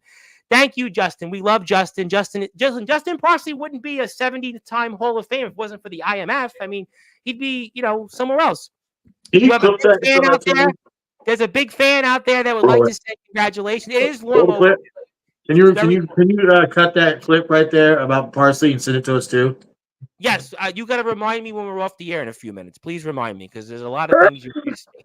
I feel like, by the way, one more thing to break the fourth wall. I feel like whoever the owner of IMF is, Mr. Patrick, I feel like he's Vince McMahon. I'm Jim Ross in the ear when we do these shows every month. I feel like, yes, okay, scorecard this, and you're in my ear, and whoever that might be, we want to thank that owner there. But we thank Mr. Patrick. And yes, Mr. Patrick will induct him in the Hall of Fame in November. How does that sound? Sounds like a deal, right? But definitely, we want to thank everybody that's been here to support the IMF. Yeah, Gentlemen, you're gonna induct Gary Patrick and Shane McMurray. you tell me. You tell me who's the owner of the IMF. All right. Well, I'll tell you where I am going to draw the line. I'll tell you. Can I draw the line though on one thing? You're going to all laugh though. I promise you're going to laugh. I'm not inducting Anthony Holloway to the IMF. Hall of Fame. Did anybody think that was funny? Who was that? Who's that? Well, I think in the South they know who Anthony Holloway is. Well, if it makes you feel better, I mean, Anthony Steele's in the Hall of Fame. But okay, I think I've got the point. Congratulations, everybody. We thank you guys all for tuning in. I want to thank also my mother for letting us sponsor the event for the pit bulls, the rescue event for the animals. I'm a sponsor for that event too. Thank you for that. And congratulations, Ox. So good to see you once again. And other than me just being a collaborator on Instagram to your videos, James Taylor, thank you as always. I did watch your match before I went on the air, and I will talk about it next week on Sportzwire. I'll talk about it. And I hope, by the way, one more thing before I let you guys go. I hope you guys join me on my birthday, October 7th, 9 o'clock. You guys can roast me on my birthday. Sure. How does it sound? Can I say one more thing? Like, I just want to. I do want to thank like ROEW, DKW. You know, I will say I think XCW because we went there. Everybody that took a chance on us when we were just getting started. James, thank you. Kills you, That killed me. That fucking killed me. I want to thank the IMF roster. Like, I will fight anybody in debate that I have the best roster in all of backyard wrestling. Underground now. Underground wrestling. I have the best roster. I got people that can high fly. I've got hardcore. We got heavyweights. We got middleweights. We got everything. And we tell stories. We put on a good show. Where would I fit on that roster? You be wrestling. Wait. I bring in Max Mini for you. Micro. What about Monoxide? Does Monoxide count? Monoxide count? Anybody wrestling in IMF, right? You wouldn't bring Loose Cannon for me? No. I definitely bring in. See, everybody keeps making fun of that, but I look at that. It was a Make-A-Wish Foundation. True. You know what? To be fair, I got to give you that much. Anthony coined that term because on Sportswire we've had some. I'm just saying, it was a Make-A-Wish Foundation. I got to be honest. This is where I'm going to break the fourth wall. We've had a lot of Make-A-Wish shows on Sportswire recently. A lot. But I will say, watching him. Oh my God, he wrestled like a Team of Mankind, but was built like the neighbor of Rocco and Rocco's Modern Life. Oh God, stop. This is how you know we're in the witching hour. This is how you know we're in the. But yeah, no, listen. Well, I just want to thank everybody that took a chance on us, letting us come to their places and wrestling with us.